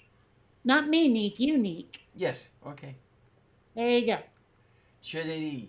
Shantata See, yukara. that's the kind of thing where, that's the nature of thing, the kind of thing that goes through my head constantly. I say maybe 2% of them. I really seriously wish I knew what it was like to think in someone else's head. I'm not kidding when I say it's probably a lot more serene to be like just a traditional normie. You know, just some suburbanite kid without any like fucked up disorders or anything. You know, a normie. I wonder what it's like inside that kid's head I don't know. compared to mine. Just like what is the signal to noise ratio? What is the baud rate of this kid's thoughts? Well, I think of those things sometimes when I'm walking to the grocery store, and I have to come to the conclusion sometimes that it's all noise and no signal. 'Cause I will look at these people walking down the street, and I will look at the non-expressions on their faces, and I'm thinking there can't be much going on up there. Can't be much going on in there at all. Well, it sounds restful though. I mean, seriously, like between the constant earworms and the nonstop puns and the oh look, that billboard said something that with only one or two little steps can be turned into a Star Wars reference. You know, that kind of thing. It's like, oh hey, a vanity license plate. I wonder if I can figure out what it means. You know, that kind of just it's constant, and I wish I could shut it off sometimes. I really do. Well, that's what the drugs are for. Well, I don't have any of those. You do not have any of the marijuana. You ran out of it. And I everything? have no. I have that. I've got some in my hand right now, but that doesn't stop the brain monkeys. Oh, It just sort of redirects them a little bit. okay. I don't okay. know. I mean, like it muffles them a little bit. They're still there. They're still jabbering, but they're not as distinct and thus not as bad. It's like the difference between standing on a highway overpass versus being in your bedroom with all the windows closed near a road. You know, where like one of it is just a cacophony and the other is actually slightly soothing white noise.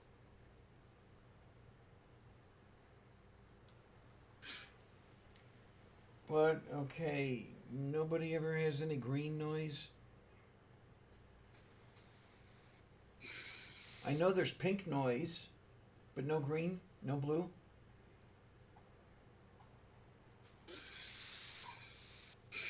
No.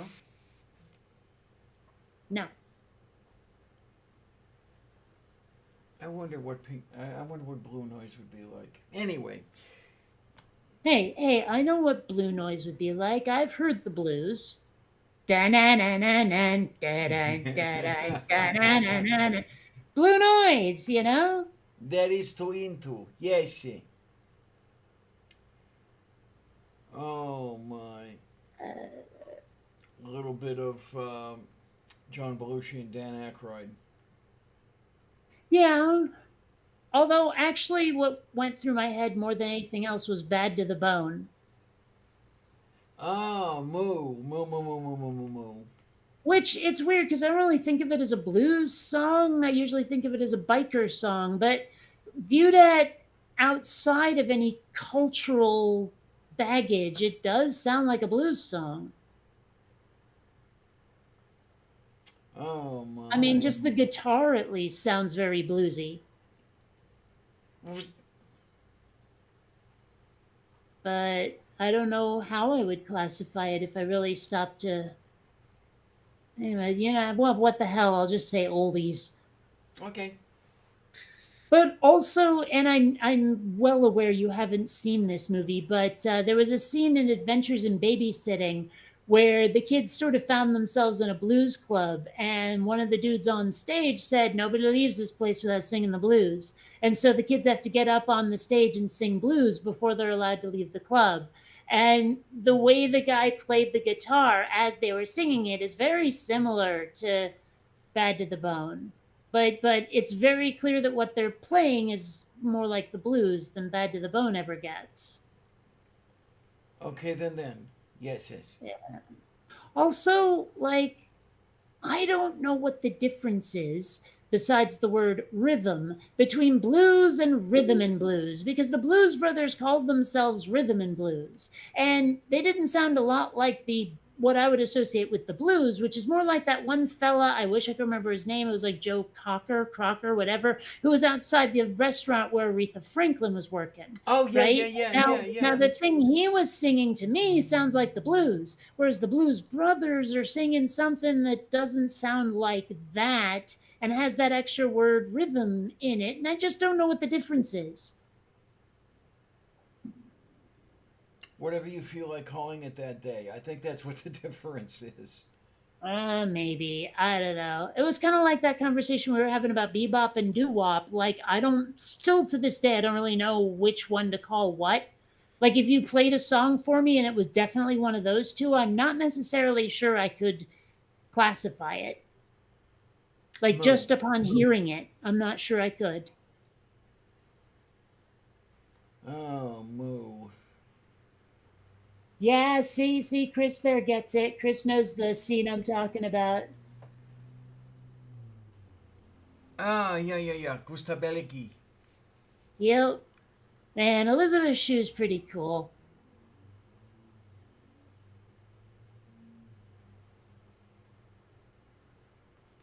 Gotta be familiar with this person, just not by name.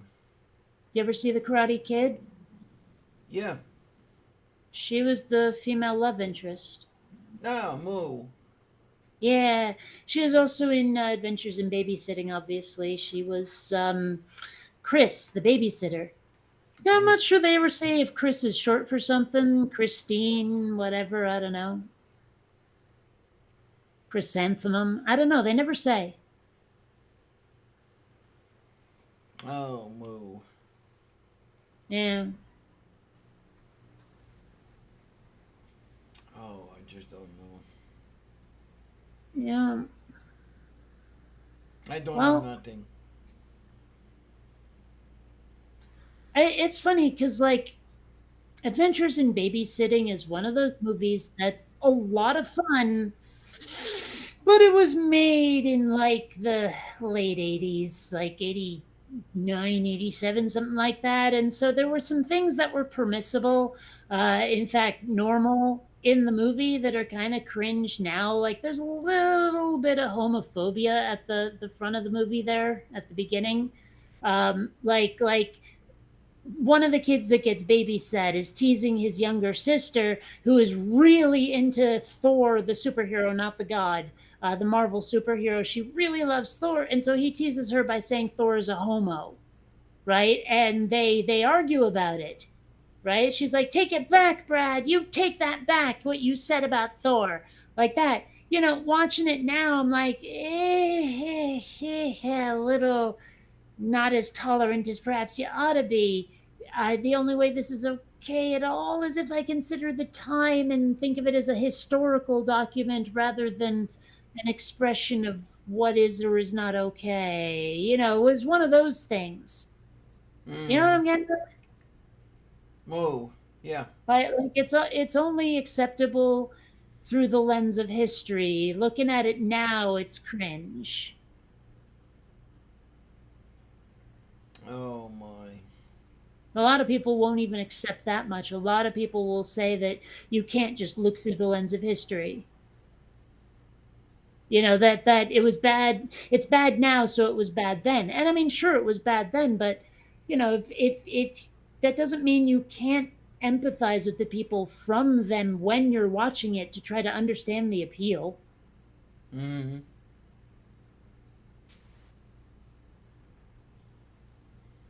I mean, if we had to judge absolutely everything by the standards of today, we'd have to throw out nearly all of our media, including books.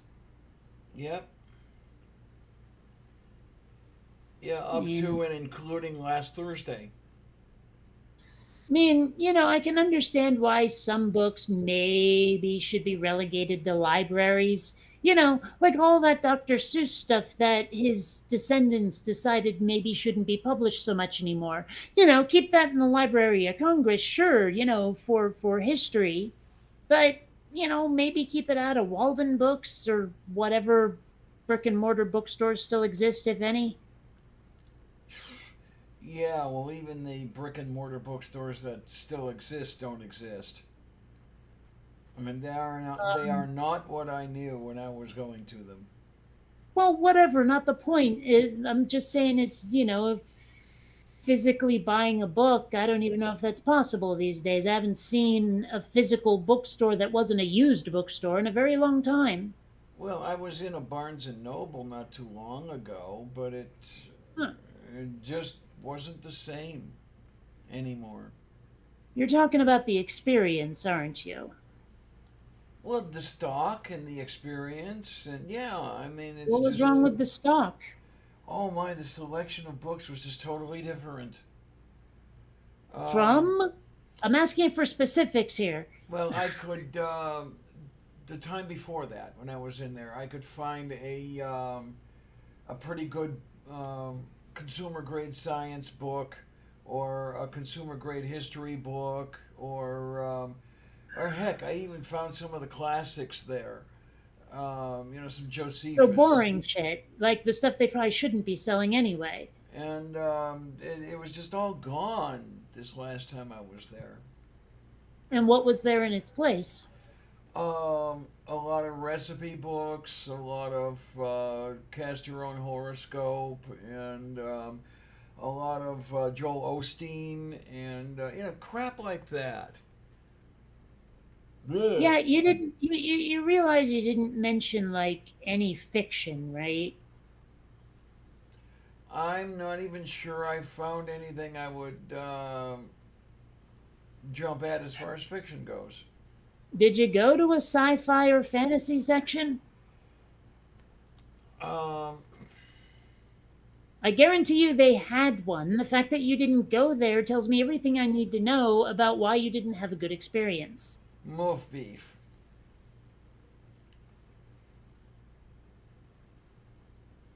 I did not see any Vonnegut. I did not see any Ellison. I did not see any Heinlein, any of that stuff.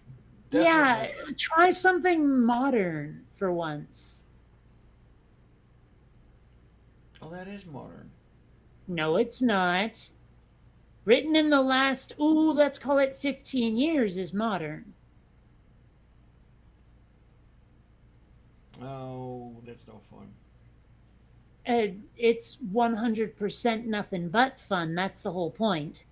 Everything you described sounded like work. It sounded like this is what you do in a classroom. It's not what you do for fun. What you do for fun is immerse yourself in an imaginary world that someone else has created.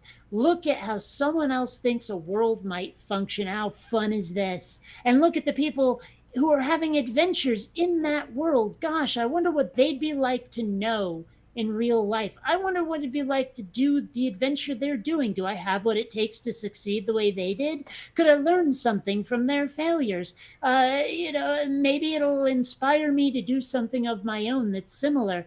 That sounds like a good book experience. Oh, and look, B is here. Hi, B. Oh, hey, B. Yay, yay, yay, yay, yay, yay. Yeah, here's the thing, B. No, religion may be a fantasy, but it is not in the fantasy genre of literature. Like that's one problem people have sometimes with genre names is they take them too damn literally. But it's not like when grandma's watching a soap opera, people are breaking into songs about detergent, except during the commercials, which are what inspired the name, even though it has nothing to do with, doesn't at all describe the actual plot of the entertainment itself. Thus, fantasy, while describing something like just as a word unto itself, does describe something we fantasized about. The fantasy genre, not the same thing. Destreke. Just saying. I mean, Chris, sure, it's a philosophy, but it's a fantastical philosophy. It bears no resemblance to any kind of testable reality, and therefore it is, while not in the fantasy genre, a fantasy. It is something that people are pretending is real.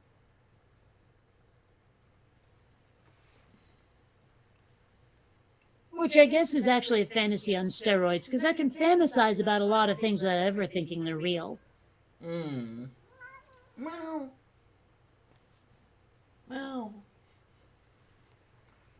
Oh, I just don't know. I can understand how primitive peoples, if you want to put it that way, came up with the idea of gods and demigods and angels and all that horse crap. But what I don't understand is how we have not yet grown past that. Well, because humans are a lot more ruled by emotion than a lot of people want to admit. It's the only explanation I can come up with. It's a lizard brain thing. It's the same reason a lot of people are refusing to take the vaccine. It's emotionally satisfying. I have to wonder about that stuff too. I see it called vaccine hesitancy, and I'm not sure if I see people hesitating. I see them just outright defiant. Well, a lot of it could be better described as partisan snark, I think. A lot of people said they're not taking the vaccine specifically because, according to them, it's a liberal thing, which is weird because Trump got it started, but whatever. It's like I seem to remember, was it a meme that I saw or actual video, but there was something where someone pointed out to a MAGA person who was saying, I'm never taking the vaccine, because I'm a Republican. Someone said, yeah, but Trump got the vaccine. Trump is vaccinated. Why aren't you? If he's your demigod. Yeah.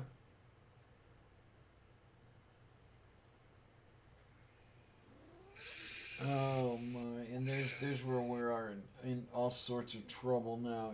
People ascribing the status of a deity to politicians and leading us right down the sewer with it. Oh well. Well, here's the thing to what Chris is saying there. What? By scientific standards, religion is not provable. Well, here's the thing, though. That's backward. Sort of backward. Uh, the fact is that if religion is not provable, then people insisting we should follow it are full of shit. People trying to make laws insisting we follow this thing that's not provable are terrible people. I don't know if they're idiots or actually just genuinely like hurtful. I'm shying away from the word evil because it's fraught, but you know what I mean. Yeah, Are they yeah. the villains? Are they the villains of the story? You know, kind of thing. It's just like, um, you know, the fact that religion cannot be proved is the reason why it should not be believed. Is I guess what I'm trying to get at. Uh, Like, I mean, if religion were provable, and honestly, there are enough claims made in most holy books that religion is at least testable and thus potentially provable. Yeah, I mean, if we could test religion and we found it to be false, I wonder how many people. Well, we already know how many people would deny the results, would insist that something was flawed or faulty. The ones who will never accept any answer other than yes, you are correct. But I wonder how other people would react. Like if religion was seriously, definitively disproved in a very public, undeniable, and non-ignorable way, how would the persuadable part of the world react to it? And keeping in mind, of course, that persuadable is a spectrum, and that there is such a thing right. as too far gone. Right. I wonder how the persuadable world would react, ignoring the far too gone folks. How many of them are persuadable? I mean, how many people are there that have said the things I have heard people say, where if the Bible said that 2 plus 2 equals 5, I would believe it and integrate it into my worldview, even though it is demonstrably false. You know, there are people out there who say that. How many of them are there? Well, here's the thing, though, is we both have a skewed view of at least this country, because I've always lived in places where people don't say stuff like that. Even if they are religious, it's one of those, we just do this on Sunday things. You know, it's kind of like being culturally Jewish for a lot of them. You know, it's just, we do this because it's tradition. And they don't say, like they are willing to let science supersede religion. You know, it's just it's affect more than anything else. And I've lived around those people most of my life when people are religious at all. I don't see a lot of the Bible says it, I believe it, that settles it types like you're describing. So we Mm, both have a skewed demographic from which we're viewing this. I will grant you. Um, what do you have? So Chris says those people are not grounded in reality. Well, that's my point. Yeah, too many people are willing to accept non-reality is the Yeah, problem. they are making policy. That's the problem. Yeah, if they could make policy for themselves and leave everyone else the hell alone, which is, I may point out, what they expect of the rest of us. Mm-hmm. You know, I mean, I'm happy to let you have your little rituals. I won't even make well, I might roll my eyes, but I'm not going to make any kind of comment that says you shouldn't be allowed to do it. I just expect the same courtesy, that's all. You know, just treat people in a neighborly fashion. That's all I ask. For some people, that's apparently asking too much. And those are the people who inspired me to make religion or make videos debunking religious claims. To make religion my focus is what I was going to say. Mm-hmm. And now I really, really, really want vanilla ice cream, damn it. Oh my. Vanilla ice cream is tasty and yummy. Problem is, it's not just ice cream I want a specific texture. And I'm Mm-hmm. not sure which ice cream I have to go to get it. It sounds really weird, but one of the things I really like is the really cheap vanilla ice cream that's got a lot of cornstarch in it. Because for some reason that texture I like. It's, you know, Well, I don't know which one that is.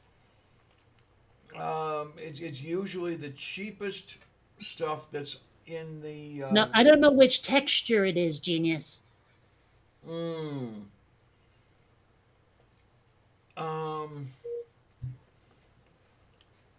it approaches, if you've ever done this, the Hmm. texture of eating Cool Whip right out of the container. You know, after you've frozen it. I don't freeze Cool Whip.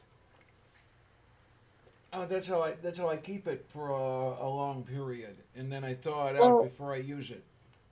let's put it this way.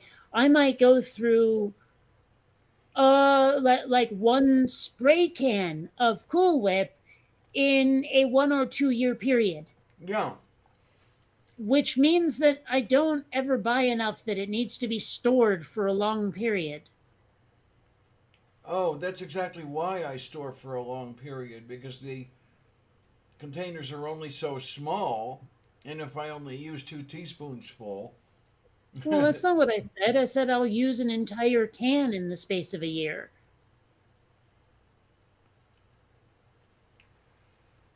Right, so you'll use 1/365th of a can per day, right? Well, not necessarily. There will be days I skip.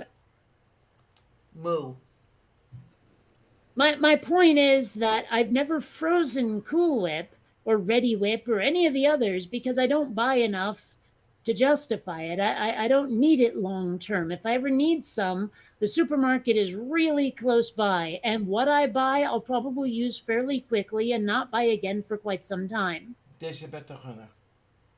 But the texture I would actually be looking for is halfway between like what you might consider normal, like say Ben and Jerry's or Breyers, halfway between that and soft serve.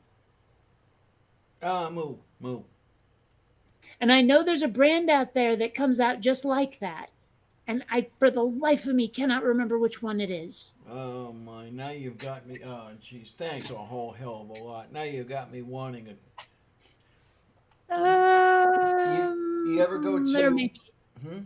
What? No, go on. You ever have one of the cones with it's a soft serve, and then it's dipped in chocolate, such that the chocolate hardens around the ice cream and then over the very top of the cone? Of course. Yeah, you got me wanting one of those now. They don't just do it on soft serve. There are some places where they'll drip it on a regular cone. Oh, really? I didn't have one of those. Yeah. And you know what I haven't had in a very long time is an ice cream sandwich. Oh, I haven't had a good ice cream sandwich in a long time. I've had an ice cream sandwich, but it was horrible. Well, the thing is that I don't know where to go anymore to buy one of anything. There was a time you could go out and buy an ice cream sandwich. Yes. But now you have to buy like 6 or 8 of them at once, and that's that. There's no way to buy like, oh, I want a ice cream sandwich. One damn ice cream sandwich. Right. You're shit out of luck. You gotta buy like, a month's worth, a week's worth, 2 days worth, depending on how much weed you've had. Yeah. Oh. Yeah, I remember when you could go to whatever store it was, and then you had the lids on the cooler. You know, where the lids were at the top of the cooler, and they were transparent. You know, so you could see inside, and you could say, okay, this is what I want, and then you open the lid and you reach in and you grab it and you close the lid, instead of leaving it open while you're deciding what you want. And you could get an ice cream sandwich for 15 cents or some shit like that. And those were the fucking days, man. Well, I don't know about the price and the cost or whatever. I just know that I have some really great memories of me and my friend Brooke going to this one convenience store that, damn it, isn't there anymore. It got demolished for apartment buildings. It was called Red Roberts, and it had that very specific kind of cooler that had all of the ice cream sandwiches in it, and there's just something about it. There's another store that's still there called Carrie's Quick Stop, and that was another one of those places. There's just something about them. They have a vibe and energy that doesn't just scream childhood to me. It also screams childhood at the beach. Move beef. Okay. You know, And the other thing I haven't seen, oh God, in ages and ages and ages. You've seen these maybe? The ice cream machines, they are, or were, freestanding, and you would put your nickel in or your quarter or whatever the hell it was, and the belt that these things were on would move and bring a what am I looking for? It would bring a compartment up to where the door was, and you'd have the door open, you'd reach in, you'd get your thing, and they were on a belt, and they'd go around and around and around, sort of like a paternoster lift, and like a Ferris wheel. yeah. Okay. And I haven't seen one of those since junior high school. And I yeah, remember them going the other way. I remember instead of something getting lifted up, I remember it getting lowered down. okay. Move beef. Oh, okay. UDF. There was a UDF near where I lived in Homestead. I don't know if it's still there or not. So, I do know UDF on Rick. Tempted to go to the store before like the end of tonight. I need some stuff, and now I want some stuff. Hmm. Okay, so that's two of three.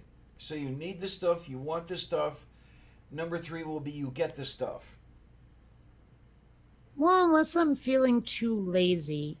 I mean, one of the things that I loved about the pandemic, honestly, was that I could put on a mask and it hit some of the features that I find the least flattering, regardless of what the rest of you fuckers think about my face. And also, it meant that, like, well, there were things I felt like I could do with my hair that are harder to pull off without the mask. And so now I feel like, I mean, for most of the pandemic, I wasn't taking the flat iron to my hair anymore to try to grow it out, to try to keep it healthier, to keep it breaking less, all of that. And now I feel like I might have to start doing it again. I don't want to. And it always made going out such a chore because I'd have to tame my hair again. Move. So in a way, like, I don't know. I'm not sure how much of still wearing a mask was me worrying about the Delta variant and me just, having a fit of vanity. Yeah. But, well, I'm not going to deny that was a factor from time to time. And so I might be too lazy to deal with my appearance enough to go out. I might decide, okay, you don't need breakfast cereal tomorrow, just have spaghetti. Move beef. Because, I mean, it's only culture and tradition that says that we have to have certain things for breakfast or dinner or whatever. There's nothing wrong with spaghetti for breakfast. There's nothing wrong with Cocoa Krispies for dinner. Yeah, okay. Okay. At the same time, I do like, breakfast cereal. And there's really nothing else I put milk in unless I'm making, like, well, I mean, I'm sure there's Indian people out there who'd go, that's not a curry, bitch. But if I'm making a curry and I want to add some dairy to it, I might splash some milk in there. But primarily, milk is a a cereal thing, and if I don't have any, then all that milk I have in the fridge is going to go off. So I should probably go and get some cereal, and while I'm out, get some ice cream. Oh, my pork chop for breakfast and cereal for dinner. Yeah, why not? Oh, that's another thing I was thinking about getting. I've been thinking about experimenting with pork recipes that aren't the Chinese one I've been doing. Move beef. I mean, now that I'm really starting to get good at using that stovetop grill, I think learning some pork, like pork chop or cutlet or whatever recipes, might be a good idea. Okay, then. Sounds reasonable. Well, I need to branch out. I mean, one of the things that I realized, and I forget if I mentioned this before or not, during the pandemic, I was not buying a lot of ingredients. I was buying a lot of microwavable stuff. Yes, sir. And now that I've found they have the chicken I like again, the stuff that I can use to make stir fries, the stuff that's not seasoned. And so that's opening up a lot of possibilities for making food, but also for making food on the cheap without having to resort to just having ramen noodles. In fact, I think it could literally save me like $100 or $200 a month now that I have that chicken again. Oh, yay. Because I was spending nearly $10 a day on grocery store visits. Wow. And a lot of that was just because I stopped making recipes because I couldn't find that fucking chicken during the pandemic. Because it had chicken COVID and it was in lockdown. No, but seriously, I mean that the pandemic fucked with my diet pretty hard. Mm-hmm. So the fact that I now have a chance to start making those stir fries again without having to break the bank on fresh chicken. I tell you, the end of the plague is going to be horrible because I haven't eaten as well as I have during the pandemic. Outside of it, that's the problem. Well, still, I mean, my point is that buying that chicken allows me to eat on the cheap. It should save me a bunch of money. I don't know how much, but it should save me a bunch of money. Yay. And the more I can save without having to alter my lifestyle too much. And in this case, it was an improvement, for fuck's sake. You know? Like I'm saving money and life got better. Imagine that. Wow. Yeah, that is the move. That is definitely move. You know? So there's that. You know what I really wish I could find is ground beef that has been separated. Like you know, if someone makes like a beef casserole or they make sloppy joes or something, and somehow they get their ground beef to be more like cereal grains than burgers. Where they are not clinging to each other in as large chunks as they were when they were in the package in the store. You know what I'm talking about? I think I do.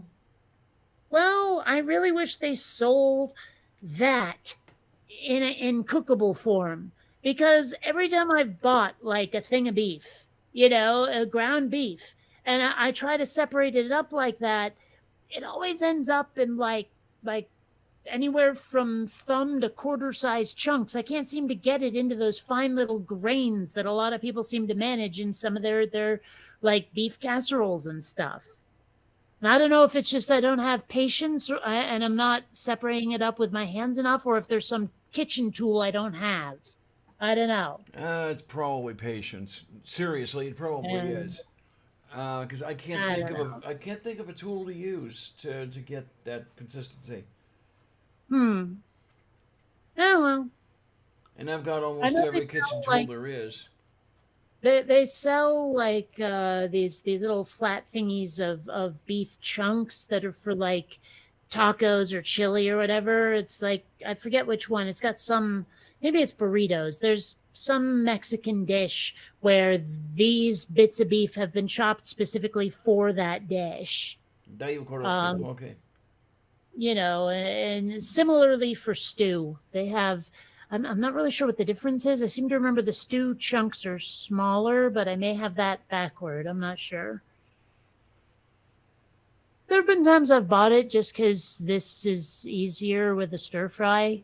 It's usually not an expense I can justify, but I've done it. Yeah, well, that's the thing. It's harder and harder to justify animal flesh for dinner anymore. Well, I don't know. I mean, I did find that, like, what, $7 steak for three? I figured, you know what? I can justify this. Oh, that'll work. Yeah, it will. I mean, hell, for once I didn't even get more than one meal out of it. I just figured, what the hell? This thing is, like, maybe slightly larger than a proper serving, just a little bit. Moo. So I spiced it a little, salt and pepper mostly, and I think I put a little paprika on it. Now, Ketchup. what I've discovered is that actually just throwing the steak onto the grill, onto the stovetop grill, works pretty well. But as soon as I start adding, say, butter or olive oil or something, then the smoke fumes start. That's when it starts to fill the apartment, and so I'm realizing, okay, maybe just melt a little bit of butter on top of it as soon as you've taken it off the stove, or just let it melt on top of the steak, and then take it off once it's fully melted instead of flipping it over and letting it cook on the butter. Moo. you know Okay. so, I mean, learning ways to not turn my apartment into a disaster area. Okay, that does help. Yeah. Now, here is the thing that always flummoxes me, is choosing a breakfast cereal. Because I have a few favorites. Some of them are really freaking expensive. Have you looked at the unit price for Crispix? No, I have not. It's insane. It's like, last time I checked, I think it was over 50 cents an ounce or something crazy like that. Where like the best bargains are usually closer to 19. Okay.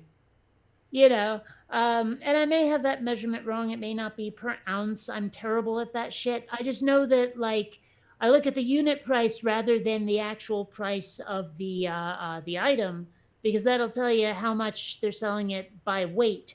Yeah. So sure, this box may look huge, but that kind of thing. So weighing price versus how healthy it is versus how whimsical I'm feeling is often up to a 5 to 10 minute process. Do I want to get Oops All Berries Crunch Berries, or do I want to get All Bran, or do I want to go expensive and buy the Crispix, or do I want to, it's like weighing so many factors. It's like trying to choose a movie at the video store back when that was a thing. And what's weird, this one is very strange to me. Some of the like generic store brands are actually better than the name brand shit. You've noticed that, have you?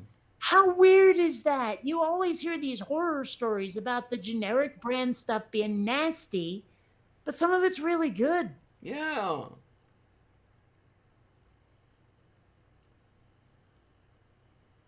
It's very, very moo. Now, oh, and B, the butter is for flavor rather than like to cook it on, as far as like, what's the word I'm looking for?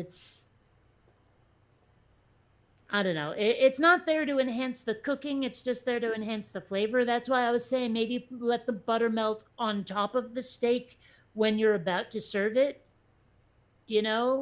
Like instead of flipping it over on top of the butter, because that's what causes all the smoke. Yeah, huh? Yeah. Which I guess means I'm more or less agreeing with you, just from a different angle, actually. Because you're right, the pan is too hot for butter. It's just, yeah. Moo. I have to admit, I have become a firm believer in olive oil. cooking with it, I mean, not the character from Popeye. Right.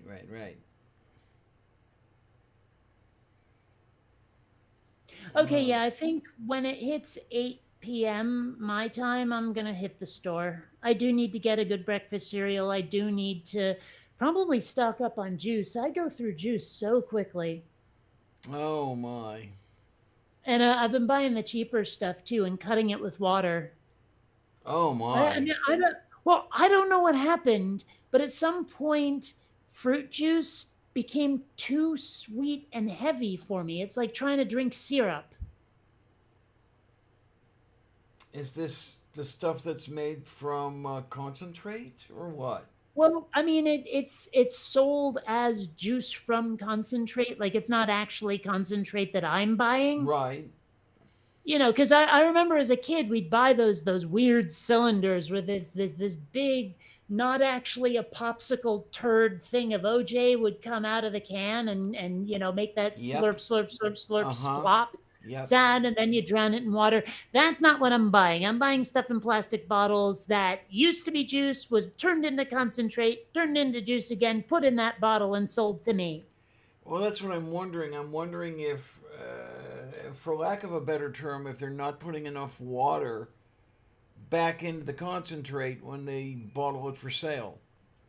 It's possible, which is weird because it would probably save them so much more money to cut it with more water. Mm-hmm. But regardless, I've been cutting it with water. Like I drink enough of it that, you know, where it's still kind of achy. Then pour some water in, shake it up, maybe drink a little bit more, pour some more water in, shake it up. If I'm still thirsty, drink some more, and just repeat the process until it's the consistency I like. You know, but yeah, so but I've still been going through juice pretty quickly. I think what it is that weed does dehydrate you a bit, and so does all this Red Bull I've been drinking. Maybe that's it. Okay, then. Yeah. Yeah. So I don't know. Like, if it were not, if looking good in a bikini weren't an issue, just so to speak, to pluck an example out of the air, there's a lot of cereals I would get that right now I'm not considering. And I'm considering getting one of those I'm not considering anyway. Okay. And I'm not sure when I last had Cocoa Puffs. On the other hand, I'm not the world's biggest fan of chocolate. I like it, I eat it, but I'm not one of those chocoholic types, you know? Okay, then.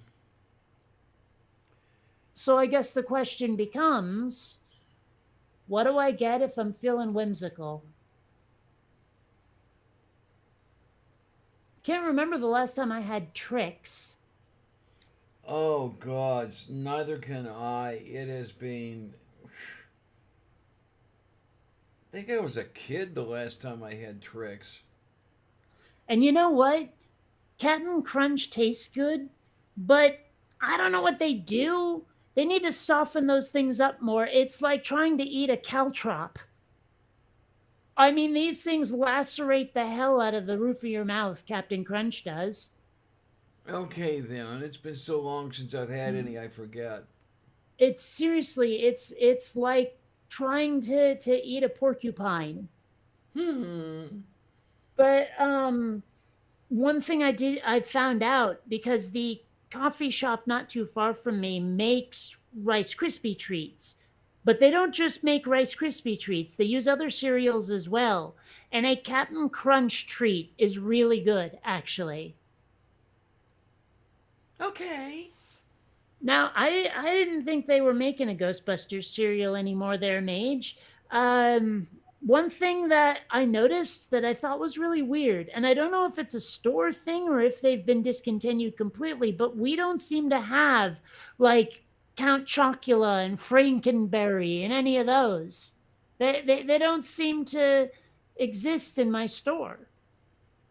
Oh, I'm trying to remember. I may have seen some of that stuff on Amazonia, but in the last few days. But Well, I actually found myself curious to try some because it had been a long time.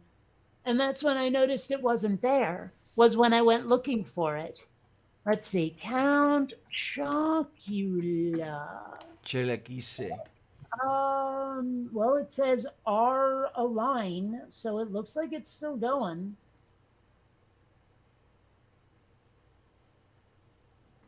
Um, yeah, it looks like the only ones that have survived the times, though, are Count Chocula, Frankenberry, and Booberry seasonally. But Fruit Brute and Fruity Yummy Mummy are gone, discontinued, except for occasional limited runs, apparently. I didn't know about those other two. I heard about them, but I mean, I don't know. And I guess another question is marshmallows or no marshmallows? I have noticed that I'm not a big fan of like the Cocoa Krispies. And actually, the less said about Fruity Pebbles, the better. I find that gets way the hell too sweet. I didn't even like it as a kid when I had a much more of a sweet tooth. Okay. So, I mean, I admit I do kind of miss when breakfast cereal glowed in the dark, when it was visible from orbit. I miss that. I do wonder sometimes, what if I took like a thing of Fruit Loops and shined a black light at it? What would I see? Oh, jeez. Well, you know. But, like, I can't remember the last time I had Fruit Loops. I don't know. Although I have to promise myself not to get that Dunkin' Donuts cereal anymore, because the like I'm not really a huge fan of the actual cereal, but the marshmallows are addicting. Okay, then. Like I actually caught myself pouring out the cereal so I could pick out the marshmallows and putting the cereal back in the bag. Because there's something about the marshmallows. I think it's more the texture than the taste, like that weird freeze dried ice cream texture. You know, Oh, yeah. Okay, sort of like astronaut ice cream. yeah, R19 insulation. Yes. I'll take your word for that. No, I had actually put some of that astronaut ice cream on my wish list, but I should probably take it off because it looks way the fuck too expensive. I mean, $30 for 6 of them, that doesn't seem like enough. I should look, I'm sure there's a better deal on there somewhere. Gotta be.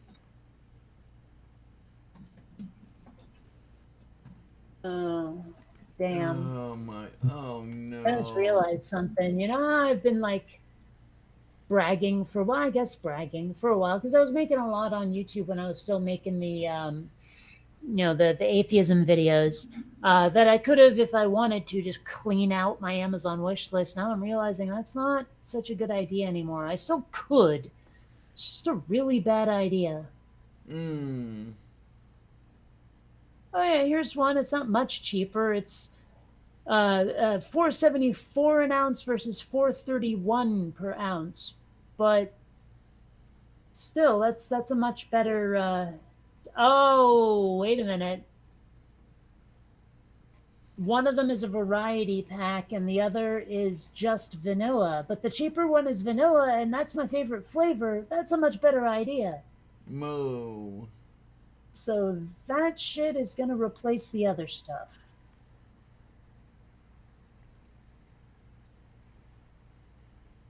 Still going at the bottom of the list, though.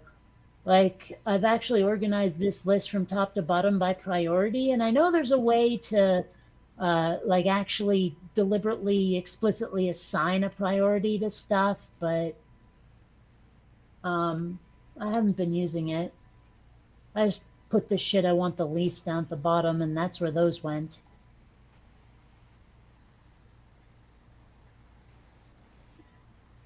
Oh well, whatever. Oh, maybe I actually will tell people when my birthday is this year. There you go. I don't know. I haven't even mentioned this little dust up with my parents on my channel. I don't know if I will. Probably not. Not unless things get so bad that I actually have to e-beg, and I don't think they will. I should be able to keep my head above water till I finish Quinn Redshift, and then it'll be so much easier to start churning out weekly vids. I'm hoping, anyway. Oh, hey, Mage, I'm glad. The melatonin worked. Excellent. And also, I will say that it gets better the more you use it. Like the first night I used it, I thought maybe I got better sleep, and then it just kept getting progressively better the more I used it. So I don't know if you can wean yourself off of it after a while, or if you have to keep taking it to keep getting good sleep and you'll backslide if you don't. I haven't experimented, so your mileage may vary on that one.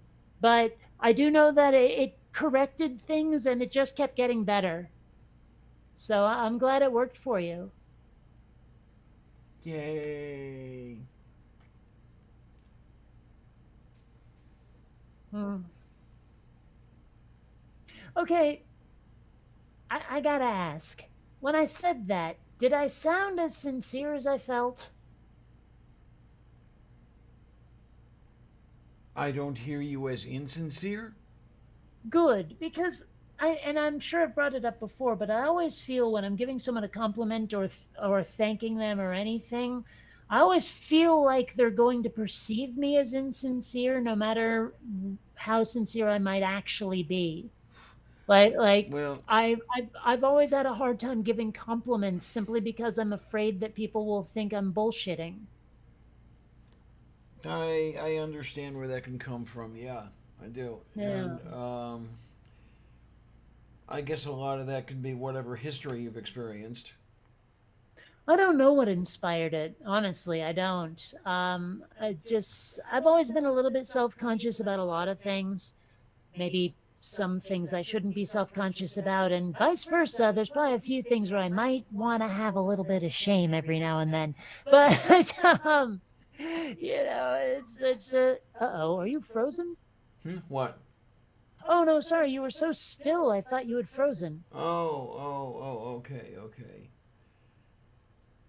No, I'm not pupating Right. here, so. But no, I mean, I'm always worried that like if I say, hey, that's great, hey, I'm glad, or even just, hey, thank you, I'm always worried that people are going to go, okay, it doesn't mean that. I don't know what inspired that. Like I said, I may be like it may just be one way that I'm self-conscious and Yeah. there's no rational explanation for it. It's just how I'm wired, or there might be something that inspired it, some past trauma. I don't know. It may be just some weird version of stage fright. Tayo korostu. Yeah. But when I was telling Mage I was glad the melatonin worked, some part of my brain was going, they're not going to believe you. No one's going to believe you mean that. No, but yeah, you talk about the melatonin. I have to see if I can find um, 0.3 milligram doses. Well, I highly recommend it. If I remember right, I went looking for it over the counter and couldn't find it. I had to get it on Amazon. Okay. Let me look at my orders and see if I can pull it up. Yeah, because the last time I looked on anybody's shelf, I saw 10 milligram, I saw 20 milligram, and then I'm thinking, well, damn, that's way too damn much. How one is too much. Yeah. It's like a bit more than 3 times what you want. Okay. I got a 90 count for $17. I'm just gonna put this in the main chat because anyone might want it too. What is this, Amazonia? Yeah, that's the link to the Amazon product that I used, Okay. and it worked out really well.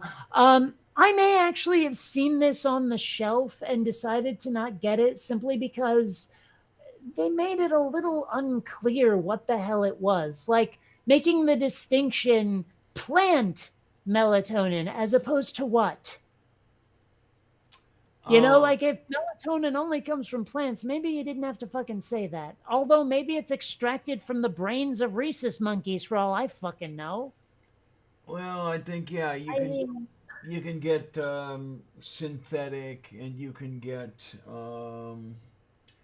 I think you can get animal based. I don't know what they use, but well, and putting herbatonin also had my alarm bells going off like, oh shit, is this some sort of weird, like, hippie, vegan, naturalistic, what's the word I'm looking for? Holistic, like yeah, apothecary shit? yeah. Is this one of the what the hell's the word I'm looking for here? With the it's really just water, but it has essence in it. What the word I'm looking for? Oh, I know what you mean. Oh, god damn it. Cool Hard Logic did a whole series on that one. Yeah.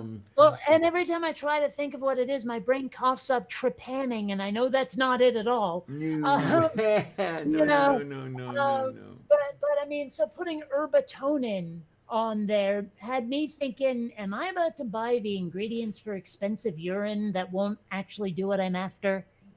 So Yeah. for a while there, I was trepidatious about buying it, but I had enough people recommend it to me that I was like, okay, I'll give it a whirl, even though it's $18.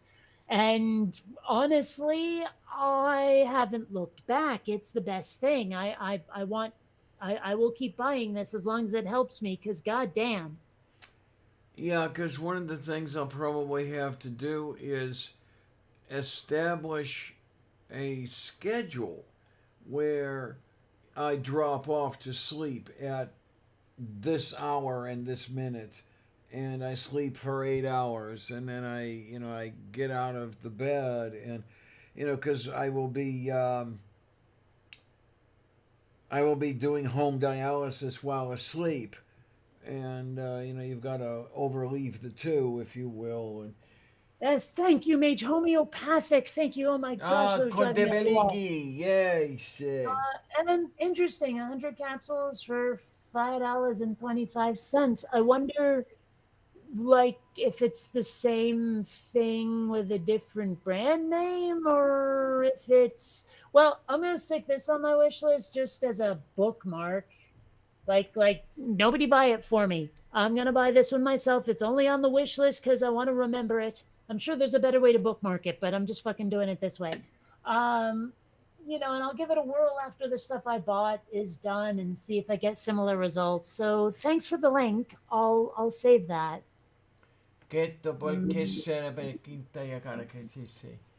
Yeah, this would be the egg thing. Cause yeah, if you could get 100 of them, Ooh. that would be maybe 3 months worth.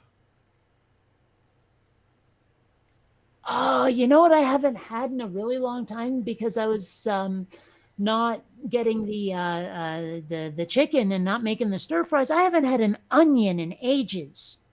Oh, I should get an onion for my stir fry. Wait a minute, you haven't had an onion? What is wrong with you? Well, if I'm not making a stir fry, I really don't know anything else to put onions in. But now that I'm making stir fries again, I totally can and will. Moo.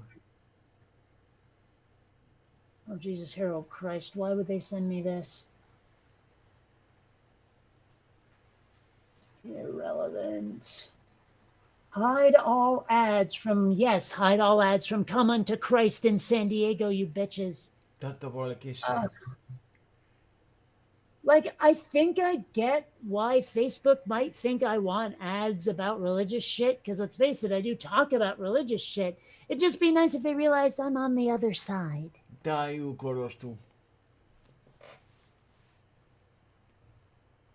Yeah, the way Americans look at Florida is the way the rest of the world looks at America. It's true, it's true.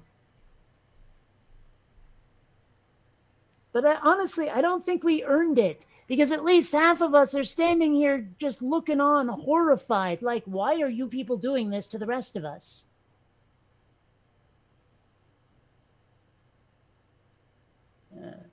Well, Vonric, I don't necessarily agree. Like, I could definitely leave onions out of pumpkin pie or cheesecake, you know? Or breakfast cereal, come to think of it. Wonder if they have frozen onions.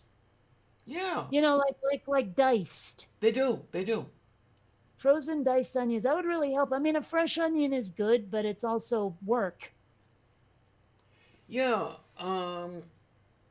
I've seen them packed up in what, like 1 pound bags or half-pound bags and shit like that. Yeah. Oh, that's another thing I'm almost out of is vegetables. I need to get some vegetables. Yeah, I definitely need to go shopping tonight. Moo moo moo. Fortunately, I am completely stocked on all kinds of kitty food that I'll need. Meow. I like, oh man, you should see these cats begging and begging and begging for their nightly kibble. Hmm. Oh my gosh, they know like 9, 10 o'clock rolls around, they're gonna get a handful of kibble each and they start to bitch. I'm surprised they're not doing it now, frankly. I bet you if I stand up to use like the can, they'll think I'm going for the kibble and they'll think it's time to start bitching. Yeah. There you go.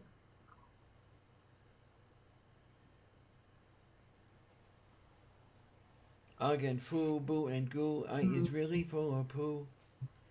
Yes.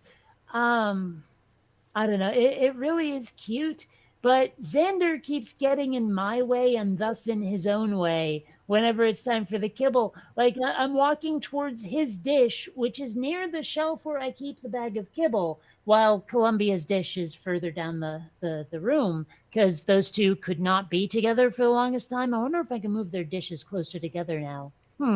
But regardless, the point is that I grab Columbia's bowl, and I start walking towards Xander's bowl and the bag of kibble, and he insists on walking slowly directly in front of me. And I'm sitting there going, I'd get road rage if I were the one who was hungry and wanted the kibble, but you're getting in your own way right now. You're holding yourself up by holding me up, Xander. Haha. It's just like I'm more inclined to make fun of my kitty at this point rather than get angry with him because hell, I'm not the one losing out. I don't know.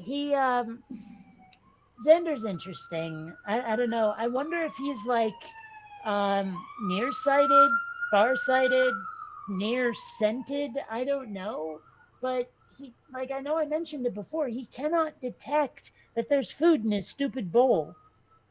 Like it's usually the wet food. If it's kibble, he runs right up to it. Alrighty. I don't know. I don't like every cat has that one quirk that's different from the quirks of every other cat you've ever had, don't they? Meow. Like Columbia had that whole thing where she'd lie atop me anywhere but in bed. If I was on a couch, if I was on a chair, if I was on the floor, she'd lie on top of me. If I'm in bed, she will only lie next to me. Weird, right?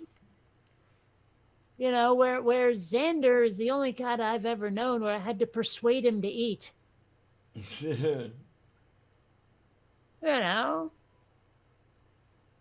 I mean, okay, granted, a lot of cats do the won't lie on top of you in bed thing. I know Xander kind of has that little quirk himself, but Columbia also does not chase anything.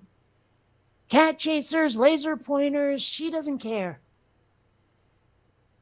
Oh my. It's the only cat I've ever known that wouldn't chase stuff. Xander, on the other hand, is a complete chaser slut. I've got this like shoelace with this thing I've tied to the end of it. As soon as I pick that up, he just goes nuts for it. It's like the cat equivalent of the dog who really wants to go for a walk.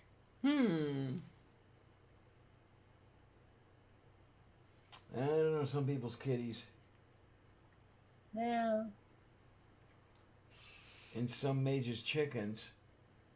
Yeah, I don't know which one of my chickens does the same thing. Between lag and my not looking at the chat, I don't know which thing was the same thing.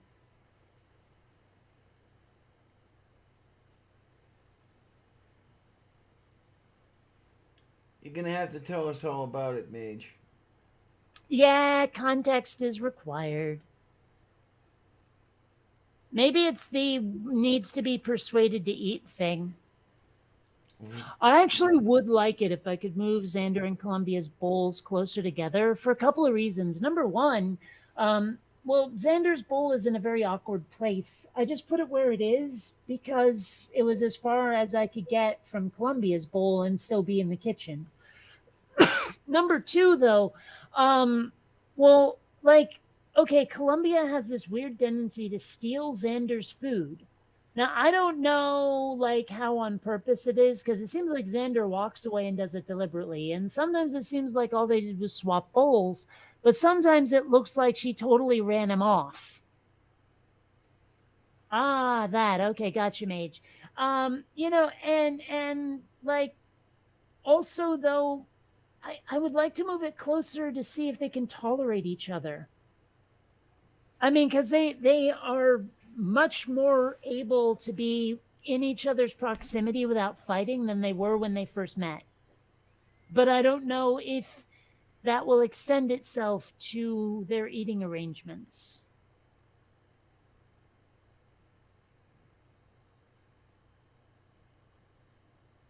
Who can tell? And anyway, it is 8 o'clock, and I said I was going to go at 8. So Okay, I'll tell you what, kids.